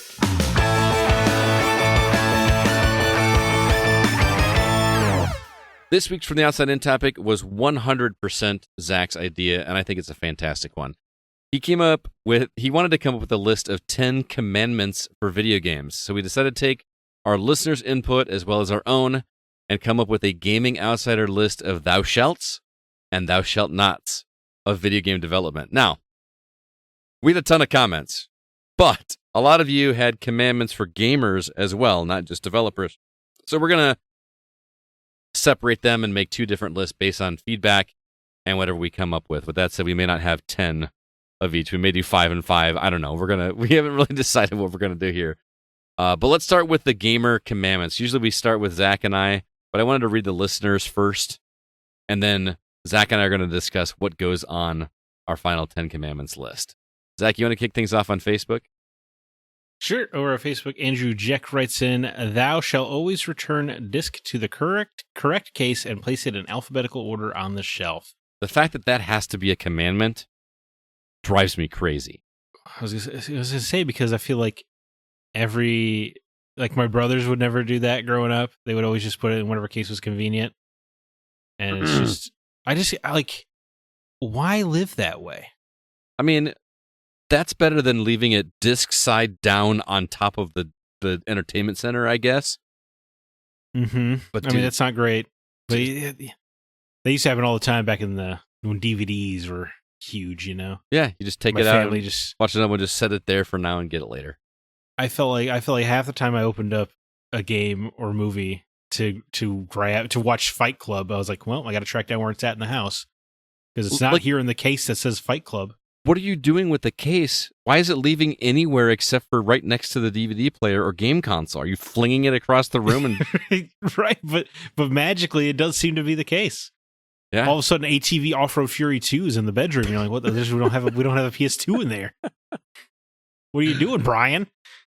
I like Josh Steinman's comment. He said, "Thou shalt reload again just to make sure." Yeah. Dude, I could fire 1 bullet, and then if I have walking, I'm reloading on the way. I understand. It just I'm exactly the same way. And when I watch people play that don't do that, it drives me crazy. I feel like I get twitchy in my seat. Yeah, I just want to take one button press. Just do it. I just want to scream, reload. But which is funny because I'm not a big gun guy, but in real life, if you have a gun that's got a clip and you fire 1 bullet and you toss that clip, you just toss all those bullets. It's not like you just grab 1 bullet, put it in your clip, and then put that clip back in there, right? Right. Every animation just shows you tossing that clip. And I love when a game does actually throw away all the bullets. Yeah. It should. But it's so rare. Yeah. I feel like, like the Tom Clancy games back in the day used to do that, but I don't feel like they do it. They definitely don't anymore. Mm-hmm. Yeah. But Nolan Nordenberg wrote in, "Thou shalt always try to open a door even if you know it can't be opened." Yeah. I do the same thing. I feel like I got some kind of gamer vision where I feel like you can see with the art assets whether or not a door is going to be openable usually. Yeah, it's kind of like built into our gamer brain, right? It's kind of like when you watch like Scooby-Doo and the shelf is going to move because it's animated a little differently. It's got a different color. It's kind of like that. Remember those cartoons when they would like run down like the longest hallway ever, and it was just the same repeating background in the hallway? Yeah, absolutely. The same blue nightstand or whatever, just in the background 16 times. Yeah. It's good, man. Over to Discord, still on gamer commandments, not developers. Thomas Beck says, "Thou shalt not be a dick to other players unless the gameplay demands it, as in Among Us or games like that." I mean, yeah, it should just be a given. You would think. But clearly not. Mark Zamansky writes in, "Thou shalt insult thy opponent with innuendo about their mother. Thou shalt recognize that no game is inherently wicked. Rather, there exist games which are not suited unto thee." I love that. Well, I'm sure you love that one, right? Eating that up. Oh, I want that made into a T-shirt that's on like a tablet, and that's just like inscribed on the tablet, like on there. Yes, well, I think you deserve it. Yeah, dude, that's a long way, and then just like a little Gaming Outsider like logo carved into the bottom of it. Yeah, that would be awesome. TJ Kitsune says, "Thou shalt not eat Cheetos and handle a friend's controller." I mean, you should not eat Cheetos and handle your own controller. I was going to say, "Thou shalt not snack in game." Yes, unless you were putting it like your Cheez-Its in a cup, like I do. You're right. I was going to say you can do that. Yeah. Do you ever have a hard time getting I guess you're probably great at shotgunning the Cheez-Its at this point, right? Oh yeah, dude. Yeah, you know how to guzzle them Cheez-Its down. Dude, you can actually do that with Cheetos. Like if you get good at it, you just gotta shake the cup in such a way so that the Cheetos fall, vertically instead of horizontally at the right angle. Yeah. But wow. Cheez-Its are way more convenient. I won't do like regular chips because you really gotta, grab it. It's gonna be a real process with no hands. Yeah. That one. You guys have really worked that thing. Cheez-Its are perfect though, especially the white cheddar ones or the cheddar jack ones. Yeah, they're a uniform shape, right? So it works out for. Yeah, you always know what you're gonna get. Or I'm a big fan of the Gardettos, but Gardettos actually you can buy just the rye chips. Like you can get a whole bag of just rye chips. I was about to ask what your favorite Gardetto is. And I guess it's a rye chip. Is there any other answer? I think it's got to be. I feel like everybody I've ever asked has always said the rye chip, so it must just be the best. It is the best. Well, they contain the most amount of seasoning, right? Because all those seasoning get in those tiny little crevices. The breadsticks are good, but they're so smooth they don't hold enough, flavor. They got a little bit of that, like a little bit of a buttery flavor when you get them on their own. But you every bite you need at least one rye chip, or else you're having a bad time. Mm-hmm. Yeah, that's why you just get nothing but rye chips. That's great. Just cut out the middle, man. Just get straight to the good stuff. I really want some rye chips. Yeah, we got a little hungry over here. Jumping over to Twitter, Nindy Nation had a few suggestions. They said, "Thou shalt not give a crap what games or systems other people enjoy." Hallelujah. "Thou shalt not tell someone they are playing a game incorrectly." Well, they might be though. What do you mean? I was just joking. "Thou shalt not crap on a gamer's setup in any way." Oh. "Thou shalt not give into the microtransactions." I mean, I think all four of his should just like automatically go on this list. Oh, you think so? What if it's a free to play game? You want to give them $1, a little tip jar action. Well, I don't think that's giving into microtransactions. I think that is wanting to support the developer and just, throwing them something, and I'll take something in it. Thou shalt not succumb to microtransactions, I guess. Yeah. Well, here's the funny thing. We have exactly 10 gamer commandments. All right. So we're done? Wrapped it up? Yeah, unless there's anything you want to add, I think that's a pretty solid list. Well, I mean, in terms of gamer behavior, I feel like they kind of got it down. Mm-hmm. No, I didn't. I did not realize we had exactly 10. Yeah, I mean, obviously we need to rework TJ Kitsune's for the slab because it's just got to be "Thou shalt not hand grab snacks while playing games." Yes. And game, yeah, you can't do that. Yeah, that should for sure. But I mean, Mark's redoing of our sign off is not an actual. That should just be like the commandment of all commandments. Right. Well, that gets its own tablet. Yeah. Just one tablet with that, and then the 10 other ones on there. So when Gamer Moses was walking down, Genesis in one hand, Super Nintendo in the other, he also had. Oh, I thought you meant the Book of Genesis. I was not thinking gamer terms. No, the Sega Genesis. But carved onto his flesh was "No game is inherently wicked." Yeah, it was the most important thing he could share with us. I like it. It's like majestically tattooed by a deity on his back. As he comes down, woven in. So yeah, you just want to go to developers. Let's see how many we have from listeners. 1, 2, 3, 4, 5, 6, 7, 8. Oh, wow, there's a whole lot more than 10 here. So this is going to be a little bit more interesting. So they did. Well, and I also have some of my own for this one. Oh yeah, I've got one big one that wasn't hit on, but okay. Let's see. You want to go down the listeners first, and then we'll see which ones aren't there that we need. Yeah. So again, this is for developer 10 Commandments. On Facebook, Scott Simon says, "Thou shalt always place red barrels to shoot." Well, fun, not necessary, right? No, not necessary. I think that would, and I think some people took this as like, clearly developers have a set of 10 Commandments that they've been following for the past 30 years. What are those that exist? No. We're looking for what should be the 10 Commandments. So you're saying maybe it's on us. Maybe we didn't word it as clearly as we needed to. That's probably my fault, is what you're saying. You don't have to say we. You can say you. No, I'm going to say we are a team. All right.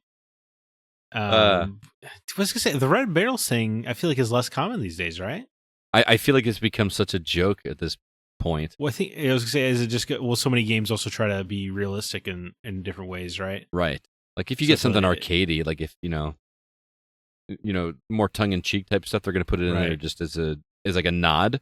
Yeah, so like Uncharted, I would want the barrels to explode, but The Last of Us, I would not. Right. There you go. That's a good set. And same developer, nicely done. See how I did that? Yeah. Now that's how you whip up an analogy. I like it. Yeah. Josh Steima writes in, "Thou shalt not make entire boss fights, especially endgame ones, into standard QTE segments." I think that goes right on the list. Oh, I don't know, man, because I'm like one of the only people in the world that likes QTEs. I like QTEs, but not for a final boss fight. Yeah, well, I guess he does say entire boss fights, right? Yeah. So, like, well, you don't want to pull a ninja blade into this. Okay, all right. Like think of Final Fantasy 16. It had QTEs in the cutscenes, right? You know what I mean? But there was still combat that you were doing that took skill and precision. Yeah, no, I understand. Also, I'm only one man. If I'm founding a religion, I got to keep into perspective the people and what they want. There you go. So that one makes the list. James Kim, "Thou shalt not make the left trigger primary fire by default." What? I don't feel like that's a risk, right? I don't know if I've ever played a game where left trigger was fire. I get he's right. They shouldn't do that. But the only game I could think of is Laika Age Through Blood. But that was a game where you're on a motorcycle, so it was like you aim. You still drive with the right stick and you just fire with the left stick. That's the only game I can think of. And that's a very specific example. Yeah, I've not even heard of that game. Yeah. So I don't think it doesn't need to, he's right, but it doesn't need to go on the tablet. It's a so obvious one. Like there's a 10 Commandment that says "Thou shalt not kill," which should be thou shalt not kill. Like, why do we need a commandment? It's clearly you should not kill people, but it's one of the commandments. So it would kind of fall under that, but I think they're I hear what you're saying. Better example. Do you know, because you were formerly so religious, you know all the 10 Commandments by heart? No. Thou shalt I could give you most of them. Yeah, I know you can't cover your neighbor's wife or whatever. Bear false witness. It was kill. a shame because she's a hottie. Yeah, I could have years ago, but it's been a minute. So I wasn't looking for them to be recited. I was just curious if they were ingrained into you or not. Nah, I did have to memorize a lot of catechisms when I was a kid, which is weird because I wasn't Catholic. I thought that was just a Catholic. I learned later in life that that's a Catholic thing. So you were just getting punished for no reason? Apparently. No. Like catechisms for me were just like things that you memorized that weren't verses of the Bible. They were like inspired by Bible verses, but they weren't. Oh, okay. I'm sorry. I thought it was like some kind of, like instead of writing lines, you memorized catechisms. Oh, no, it was just, everybody did it. Like it wasn't a punishment. It was like we just all memorized it. Understood. Yeah. We jump over to Sean Coates here. Thou shalt release no game before it be fully finished and worthy of thy player's time. For it is so written in the book of Sega Genesis, chapter 19, verses 8 to 9. 8, verily I say unto thee, if thou seekest to be rich, be thou rich in completed works, for thy labor shall bring forth abundance. And this guy read the Bible. 9, but lo, redemption and forgiveness shall not be granted through patches, for that which is incomplete shall remain a blemish upon thee. Strive therefore to perfect thy creation, that it may stand whole and unblemished in the sight of all. But he put a lot of thought into that writing. I'm big into 9. I like the way it's written, and he's right. We got to stop giving these developers the second marketing wind of a comeback story of finally finishing the game you've sold. So we're going to add that one to the list, yes? Absolutely, yeah. I'm not going to put the whole verse, but I'm going to put that's a lot to carve into a tablet. It is. I don't have the arm strength for that. But I love how, like, it starts out reading like a Ten Commandment, and it turns medieval a little bit, like in tone. Right. Well, it gets like an actual Bible verse, right? Yeah. Yeah. Kind of like it. Ethan Langford says, "Thou shalt hide only one collectible behind a waterfall, and hide another behind a starting location of a level." Donkey Kong games in particular. That's his first one. "Thou shalt not attach movement to the right thumbstick." It's the same as the fire with the left trigger thing. Yeah. "Thou shalt make shotguns one-shots just past melee range, but confetti cannons any further." I like that one. I like that one a lot too. Yeah, so it sounds like that's going on there. You want to I'm a big fan. Just do it? Yeah, just do it, man. Because that's such a satisfying shotgun, right? That's what you want. I think that is what... I think Gears is what got me behind that. Because there was a perfect range in Gears of War.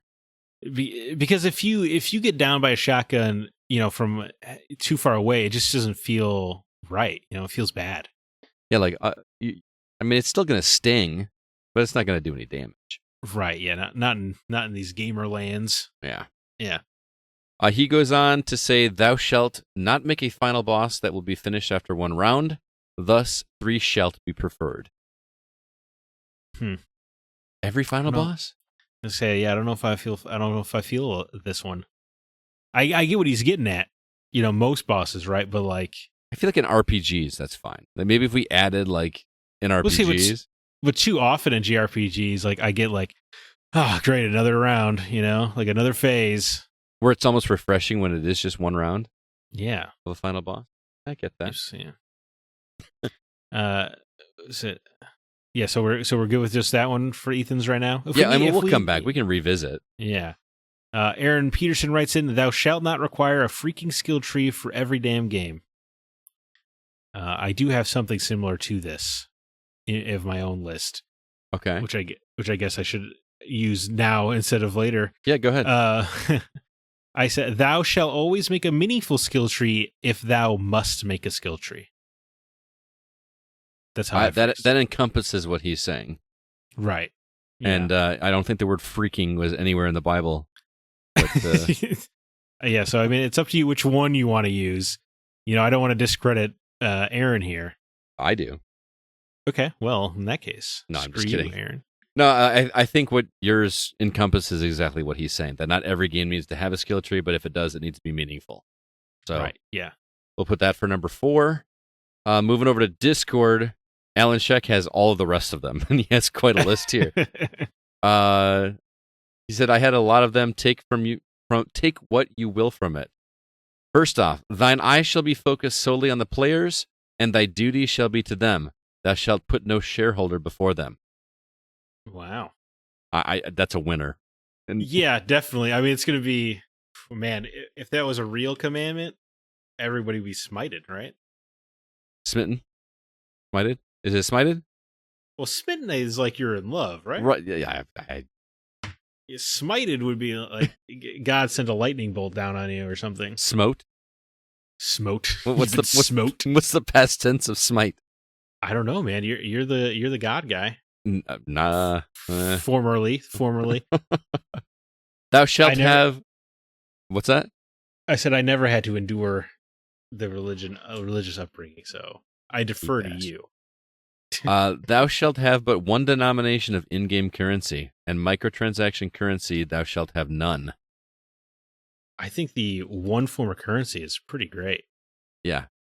Although there are some games where it has worked, but when it's a free-to-play game and they just start putting tons and tons of different currencies. Right, that's what I assumed that meant.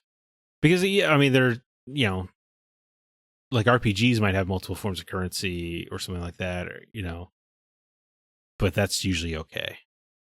I mean, it could add to the universe, like, oh, I'm in a different realm, and this currency is only good in this realm. Right. If it's used for a storage beat and not a, like, I have all this worthless money now because I moved on to the next section of the game and everything else I collected, that's garbage. Yeah. Let's put a pin in that one. How about that? Okay. Understood. What's up next? He says, thou shalt not release a game prior to its completion, but if thou willst, thou shalt give it the distinction of early access. That one kind of ties into release no game before it's fully finished and worthy of thy player's time. Yeah, I think that gets wrapped up into that. So do we like that one better, or do we like the one that we already had on there? I think I do like Sean's better. Do you like Sean's better? Okay. I think so, yeah. Let's see. Thou shalt not produce a remaster until the 3rd or 4th generation. So it has to be 3 or 4 generations removed, huh? So, for perspective, 3 generations ago would have been PS3, Xbox era. We're on PS5 now, right? So wouldn't that be PS2? Yeah, I guess I was thinking. PS4, PS5. Because there's 2 Xboxes in between there, right? There's Xbox One and then Xbox Series X. Right. So no, it would have been the PS2 era. PS2 and original Xbox. We would only be getting God of War remasters now as opposed to the mid PS3. Right. But see, I don't know, because it was very convenient to have all those in one package. It was more of a... But I think it does work going forward because, like a lot of those era of games were like SD, standard definition games being converted into high definition, widescreen support. These features that every game has now already anyway. Okay. So these are... So by today's standards. Right. I think a 3rd generation would make sense, yeah. Okay. So I'm going to add it? Well, I don't. Yeah, you can add it for now because I don't know how many spots we'll have by the time we get through these and we get to your list.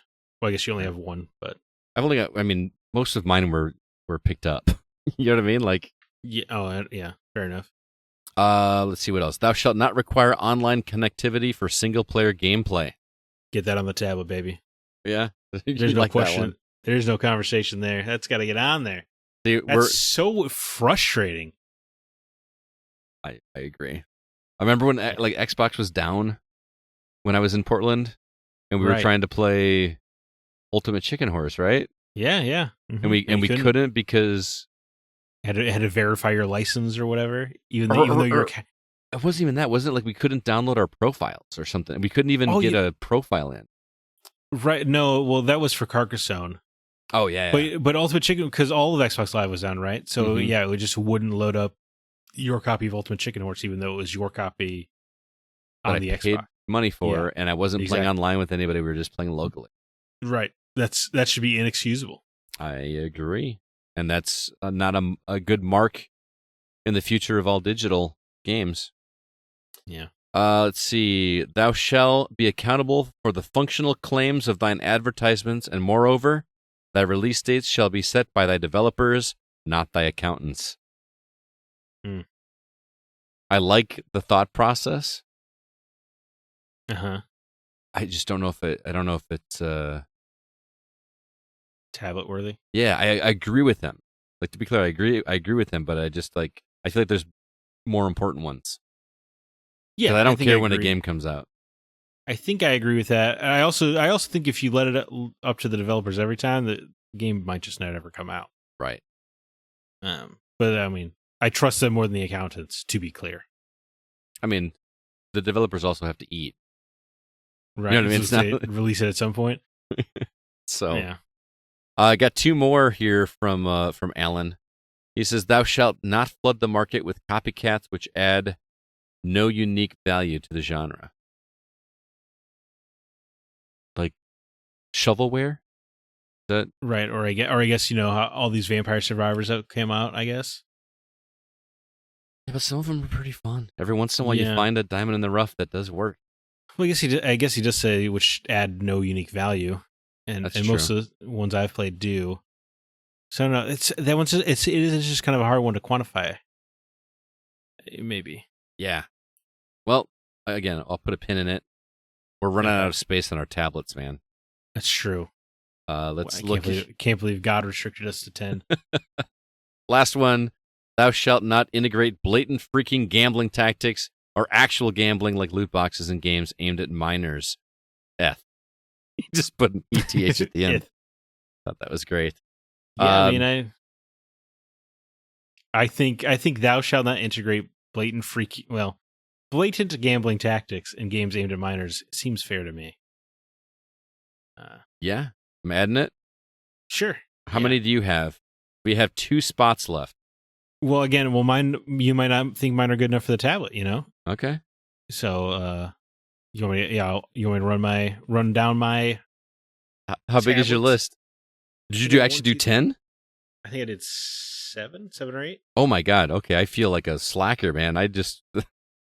It's okay. I mean, again, mine. They might not be good. All right. Thou shalt not have cursor menus on consoles. That's on the tablet. I'm sorry to say, someone's got to get gone. It was the impetus for this whole idea I had. No cursor menus on consoles. I hate them, dude. I hate them. They're such a... shout out to Valorant. Does not have that. I was very surprised. I was expecting that coming from PC.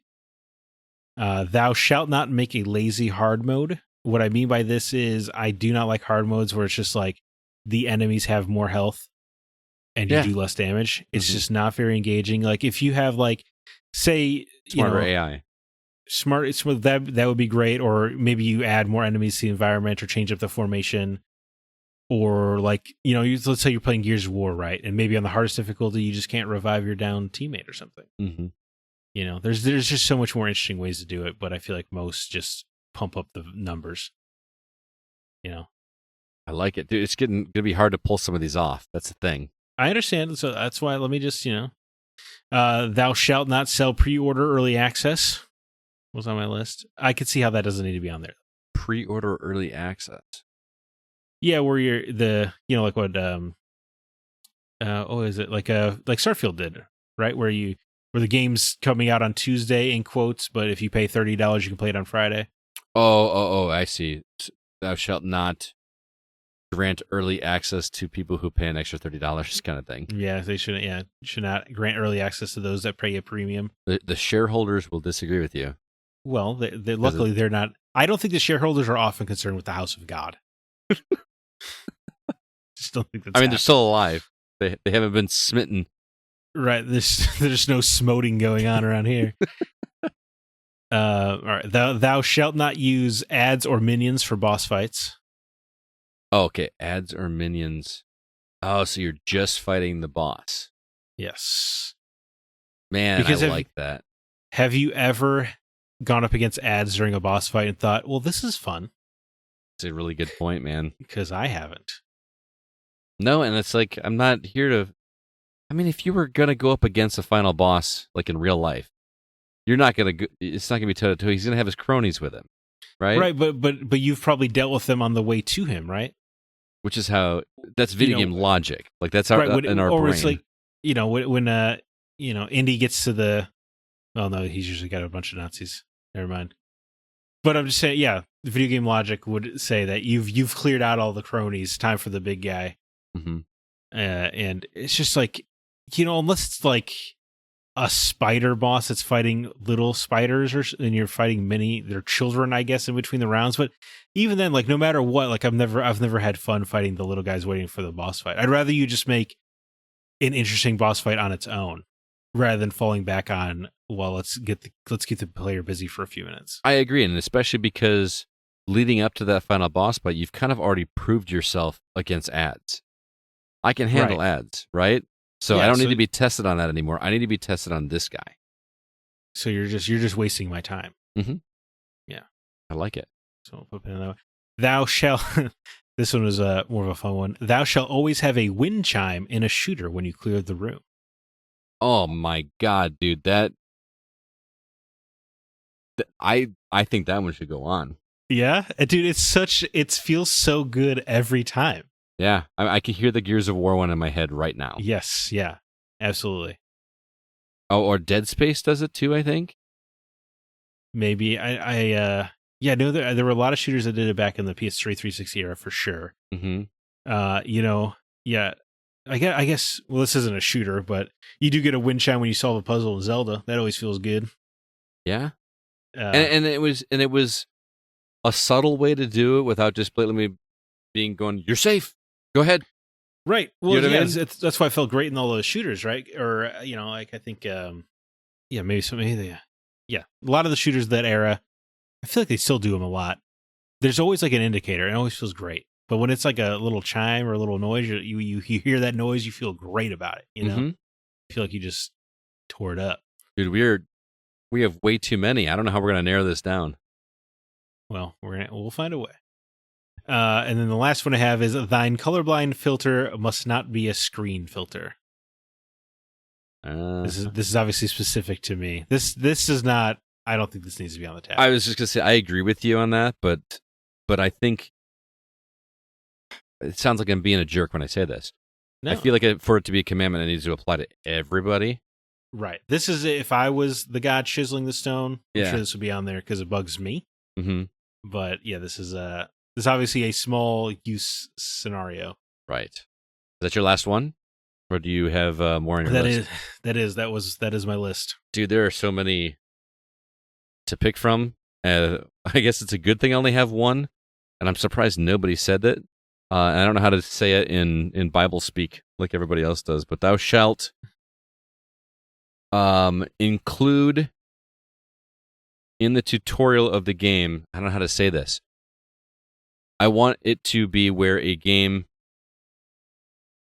has me choose inverted or non-inverted in the gameplay.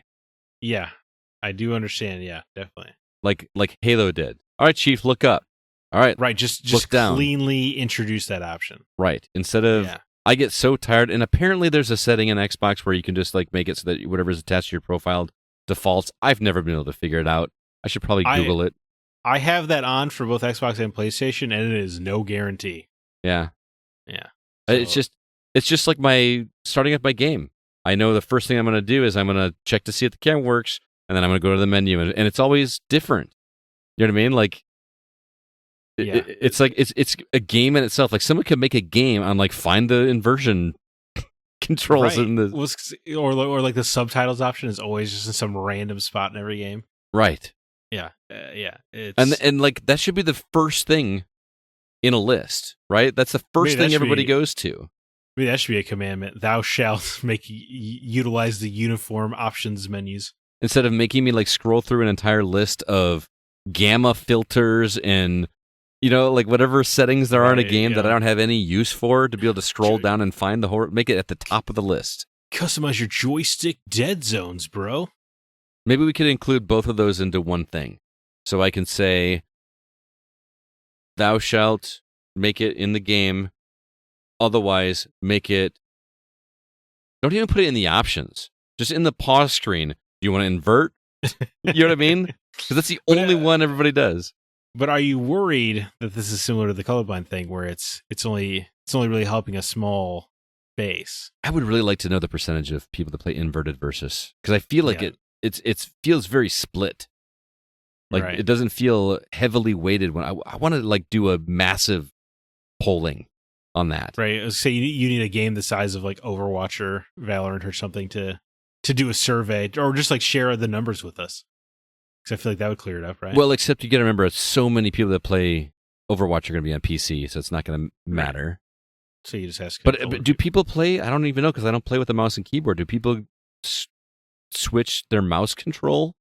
Yeah, I have no like, idea. Like where you pull down on the mouse and it looks up, and you push down on the mouse and you know what I mean? I mean, I feel like that is how I played when I played on PC, but it's so backwards from the way you actually use a mouse. Like if you're moving a mouse cursor on the screen. No, I understand. Well, I think it's just it's like the hand on the back of the head thing or whatever. Yeah. Yeah. Anyway, I don't think I've ever considered that until this very moment. That's a different topic, I suppose. Yeah. We should bring that one back. We haven't done that. Have we done that one with this group, or was it the old cast? I don't know, man. It's been a lot of episodes of the Gaming Outsider. I should look that up, and we should bring that up and make a big old poll. Just have everybody, just because I want to see the number. Like, and I don't want it to be a thing where people can see the result and sway it. Okay. Just like you can't see the result until after you've submitted it or something. But so yeah, that's our list. You have a bunch on yours that I feel like need to be added, but I genuinely don't know. Do you think so? We're gonna keep mine off because again, it only applies to generously half of the people, right? Yeah. Do you think that's fair? Or I don't. No, that's totally fair. Like, I didn't consider that, but yeah, if we don't do the colorblind one, then mine doesn't go either. What was the one, the chime thing? I feel like that one needs to go. You want that one on there? Yeah. Thou shalt. Let's see how do I word this. Thou shalt always have a wind chime and shooters when you clear. I guess you could just stop it there. Thou shalt always have a wind chime and shooters. Wind chime and shooters. Yeah. And what was your first one about no cursor menus? Can you read that one for me? Thou shalt not have cursor menus on consoles. Thou shalt not have cursor menus on consoles. And then what was your first one that we said we were going to add for sure? Was it the ads one? Was that a for sure one? I don't know. Okay, so we had the lazy hard mode, pre-order early access, wind chime, the ads, and the colorblind thing. So we said no to the colorblind thing. Right. I feel like the ads isn't like a hardcore commandment because some people might enjoy that. Okay. I think you and I don't, but I feel like there's got to be a group of people that do enjoy that.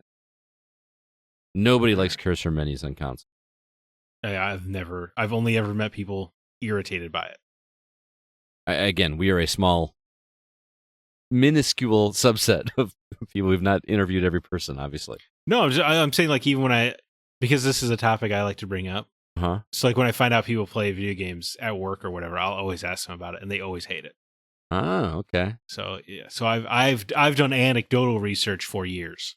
Gotcha. And I've never met one person who was like, "Yeah, it's okay." I've always only heard, "Yeah, it's annoying," or "Yeah, I deal with it."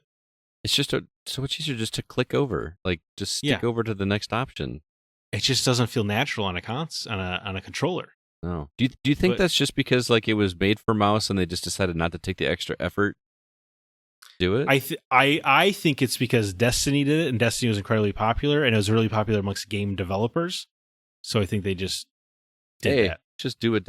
Let's take what's terrible about Destiny and make sure we do it in every game going forward. That's the only thing I can think of. Yeah. The other ones that we put a pin in was thou shalt have but one denomination of in-game currency and flood the market with copycats. I feel like one of yours deserves the list over that. There was one you had in the middle. Which was the top one on your list? Oh boy. I don't have it in front of me to read. That's the problem. Yeah, I'm sorry. I didn't. I guess I didn't anticipate this. I had thou shalt not have the cursor menus. Thou shalt not make a lazy hard mode. Thou shalt not sell pre-order early access. Thou shalt not use ads for boss fights. And The access one. okay, yeah, throw that on there. It's All good right. to me. Word it to me again. Well, I have it. Thou shalt not sell pre-order early access. You had a better wording though, I thought. Did I? Whereas like thou shalt not Thou shalt not grant early access to those who will pay consumers a premium. who pay Yeah. a premium price. Is that better? Yeah, thou shalt not reward their greed. Reward early access to new games to players who front extra money. Yeah, That work? good enough. Yeah. All right. So you want me to read through the entire list, or are we happy with this list? Is there something that you think needs to be dropped or moved? I'm not worried about order. Yeah, I was gonna say the only one I feel could probably go as a remaster thing, but even then, yeah, I can't think of anything that would top it. Other than my thing about ads, but I think I'm more upset with ads than I am remasters I mean, I before would third agree. generation. It is ultimately our list, right? We are chiseling the stone. Right. We just got some ideas from people, but I mean, I'm trying to think of the last remaster I played from. I mean, Darksiders. You're playing Darksiders. I'm Right, playing a and that was- remastered edition of Darksiders. Yeah, and I guess I was only one generation removed. I mean, I would have happily played the PS3 version, right, if it was backwards compatible. And that's the But thing it's- is that's part of why I don't have a problem with remasters, because if I can't play it on my current console, sell it to me on my current console, and I'll play it. Yeah, and I think I get annoyed at like The Last of Us Part 1, right? That's a remake where they're charging $70 full. But I find you know, and it was such a game that was so readily accessible. But there's so many games like, say, the Darksiders remasters, right? If I didn't care about Darksiders, I just would ignore it. Yeah. And they're offering it at a discount anyway, so it bothers me less. So yeah, it doesn't really affect you. You can just clearly avoid it. Yeah, I You mean, know. it's frustrating to see publishers, put effort in that way. But like say they did like all those SpongeBob remasters, right? I don't care about any of that, but it matters There's a to somebody. freaking collector's edition that was like $130. Did it come with a sponge? It came with a whole bunch of stuff. I don't remember a sponge, but I can't imagine that's not. All right, so read your ads one again. Thou shalt not. Oh my gosh! Thou It- shalt it- not use ads for boss fights. Ads/minions is what I wrote. Ads/minions in boss fights. I think I like that better. But like I said, some people might like that, but I feel like most don't. Yeah, yeah, maybe I'm wrong. Maybe people love that, but I don't know those people. I Let guess. us know. We can always adjust this before we like put it in stone. Yeah, Are you happy with the list? Should I read through the entire thing? I think we're good. Yeah, should we go down the 10 then? All right. You want to just trade off? Sure. All right. You start. All right. Number 1, thou shalt not make entire boss fights, especially endgame ones, into standard QTE segments. Number 2, thou shalt release no game before it be fully finished and worthy of thy player's time. Number 3, thou shalt not make shotguns one-shots. Thou shalt make shotguns one-shots just past melee range, but confetti cannons any further. Love that one. That's good. 4, thou shalt not reward early access to new games to players who front extra money. Number 5, thine eye shall be focused solely on the players, and thy duty shall be to them. Thou shalt put no shareholder before them. And I almost feel like we can combine 2 and 5. 2 and 5.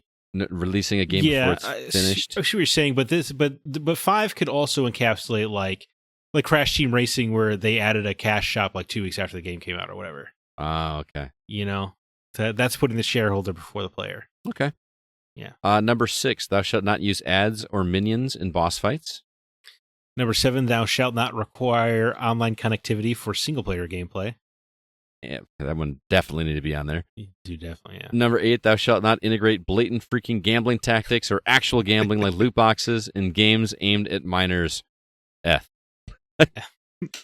I just love that we actually have the word freaking on our 10 Commandments. That just makes me happy. Well, I was going to say, I like how you disparage Aaron for having freaking, but, Well, yeah, there's two of them. Yeah. Don't disparage him. Yeah, well, he's okay to disparage every now and again. Number 9, this really, this should be in bold on the tablet. Yeah. Number 9, thou shalt not have cursor menus on consoles. And then lastly, thou shalt always have a wind chime in shooters. And again, you wrote wind chime. I say win, W-I-N chime. Oh, wind chime. It's a pun that I'm saying. I heard the D even though it wasn't there. That sounded way dirtier than I meant it to. So that is our 10 Commandments. Zach, that was a great freaking idea. That was so much fun. It's probably a good thing it was just you and I, because we would have been here for 4 hours. Oh, if CB was here, he would have pulled out some crazy stuff about that. Yeah. Thou shalt not release a video game that does not have a xenomorph in it. thou shalt release every game on NES. Yeah, exactly. Thanks to everybody that contributed. I was shocked by the number of responses.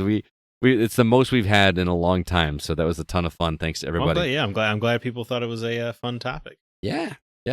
If my math is correct, Gamescom is this coming week, correct? Or it starts this week? Right. It should be the morning of the next day we record. So we should have a bunch of fresh news. Yeah. So we're, instead of putting it in the news, we're actually going to make a from the outside in topic. What did you like best from Gamescom? What disappointed you? That kind of thing. We're going to do a full, what do we call it? A deep dive. Sure. Into Gamescom 2024. So that's going to be a fun topic next week. But that's going to do it for this episode of The Gaming Outsider. Thanks so much for listening. As always, this show is produced by Kevin Honingford, and all the music you hear is written and performed by Grant Henry of Stemage and Metroid Metal. His website is stemagemusic.com, STEMAGE music.com. Please be sure to email us if you have any questions or concerns. Our address is feedback@thegamingoutsider.com. Zach, any parting words or recommendations for our listeners that isn't a Western? Oh, then you cut me off. Oh boy. I can. I was joking. Go ahead, man. No, I mean I did. Well, this local theater in Portland, Cinemagic, has been doing like a month of just showing old movies. Mm-hmm. But every day of the week has like a different theme, and one of the days is Western. That's awesome. And are they cheap? Are they like a normal ticket price, or yeah, they're like $7? Oh, that's not bad at all. Yeah, dude. And well, this place also got $4 draft root beer. Whoa, I love that, dude. That's good stuff. I'm that way is into good. That. But anyway, the movie I saw this week was A Man Called Noon, based on the Louis L'Amour novel of the same name. Mm-hmm. It is about a gunslinger. He's got amnesia, but the only thing he can remember is that people want to kill him. But what's interesting about the movie, and the reason I'm recommending it, is because like for the first 2/3 of it or so, it's more of a noir mystery than it is a Western, as he's trying to investigate his own past, who he is, and it leads to this like some kind of stashed gold, but it's hidden in interesting ways. And there's even like a cabin with like that they're investigating that has like secret doorways and stuff. Mm-hmm. It's like very mystery movie. And then like the last third of it is kind of like a nice big old shootout. So you get both your brain tease and your adrenaline flowing in one movie. But I was just surprised that the mystery aspect of it, and it was a lot of fun. I had a great time. Is his name actually Noon, or is that a story related thing? Yeah, well, it's yes, his name is Noon, though it is story related as to why. Oh, okay. Yeah. Mm-hmm. Intriguing, man. I'll have to check into that. I also have a movie recommendation. My wife's favorite movie of all time is Twister, which is an amazing choice for a favorite movie. It's a great movie, and although it's just an unconventional pick, and thus I gotta respect it. Yeah. She's loved it ever since it. She had the DVD like ever since it released. But did she put it back in the case when she was done? She did. She was very apprehensive about going to see Twisters, the latest movie, and I finally convinced her to go see it. And I got to tell you, I was pleasantly surprised by that film, man. Have you seen it? Yeah, I have not. I mean, I think it looks surprisingly good. Although Glenn Powell, he's got that movie star energy about him. Dude, he's. I don't even know if it's fair to call him a superstar yet, but he's pretty dang close. Yeah. I mean, he was in Top Gun. He's in Twisters. I talked about Hitman, which you need to see on Netflix. Yeah. He is great, but I won't spoil anything. But the movie just takes some unexpected directions, that away from typical convention, that I was pleasantly surprised with, and I was like, how are they going to make this whole thing interesting again? Oh yeah, we're chasing tornadoes. We're going to try to get Dorothy up in there. How are they going to continue that and make it interesting? And they did a really good job. And the soundtrack was shockingly fitting, which is high praise for me because I'm not a big country fan, and it's very country forward. Mm-hmm. But it fits the motif of this movie fantastically. Well, I was gonna say, like in the trailers, like Glenn Powell's whole Twister operations got like a lot of rodeo energy to him, right? Oh yeah, he's the Tornado Wrangler. Tornado Wrangler, sure. He's literally got like the logo on the front of his truck is a tornado with like horns on the top of it. Like it's just, yeah. They're all like they've got a YouTube channel where they just like chase these tornadoes and drive through them for YouTube clicks. Wow. And, I mean, see, it is believable people would do that. Right. Yeah. But I don't normally say this because I don't think that a ton of movies need to be seen in theater, but man, the sound and stuff in this one, yeah, it's worth seeing in the theater. Oh, and like a second recommendation, if you will, is if you live in the Rockford area and you're going to Showplace 16 or Showplace 14, do yourself a favor. Take the extra 20 minutes and drive up to Beloit. I went to the Beloit Theater up there. Tickets are half the price that they are at Showplace, and they have recliner seats with heaters in them. Well, because Showplace is owned by AMC now, right? Yeah. Or has been for years, so that's going to jack up the prices right there. But I mean, I don't mind driving the extra 20 minutes to have a more comfortable seat and half the price. And the popcorn and stuff is just stupid cheap compared to Showplace. So yeah, I'm spoiled in Portland because they have so many like small theaters, and they show major movies. But I'm just so used to like a $7 or $8 ticket now. Yeah, they're like $13 now or something like that. Right. That's not IMAX. It feels so crazy getting a popcorn for $4. Dude, the amount of popcorn is like 49 cents of popcorn in this bag, and I just paid $18 for it. It's just, yeah. If it didn't smell so damn good. Right.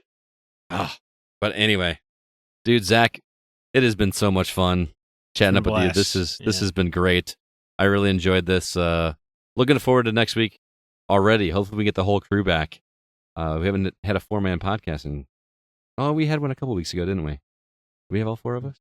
No, Alyssa wasn't there that one. So we haven't had a 4-man podcast. 3-man plus 1 woman podcast. A 4 individual podcast. There you go. We haven't done that in a while, so I'm looking forward to it. So until next week, I'm Scott Clark with Zach Parkerson, and we are The Gaming Outsider. Remember, there's no such thing as a bad game, just games that aren't for you. Wait, that's not how it goes. Oh yeah, I guess I should do that, huh? Yeah, I'm pretty sure there's a fresh new way to say that. There is a fresh new way to say that, and I have to find it. Once again, everybody, I want to remind you, thou shalt recognize that no game is inherently wicked. Rather, there exist games which are not suited unto thee.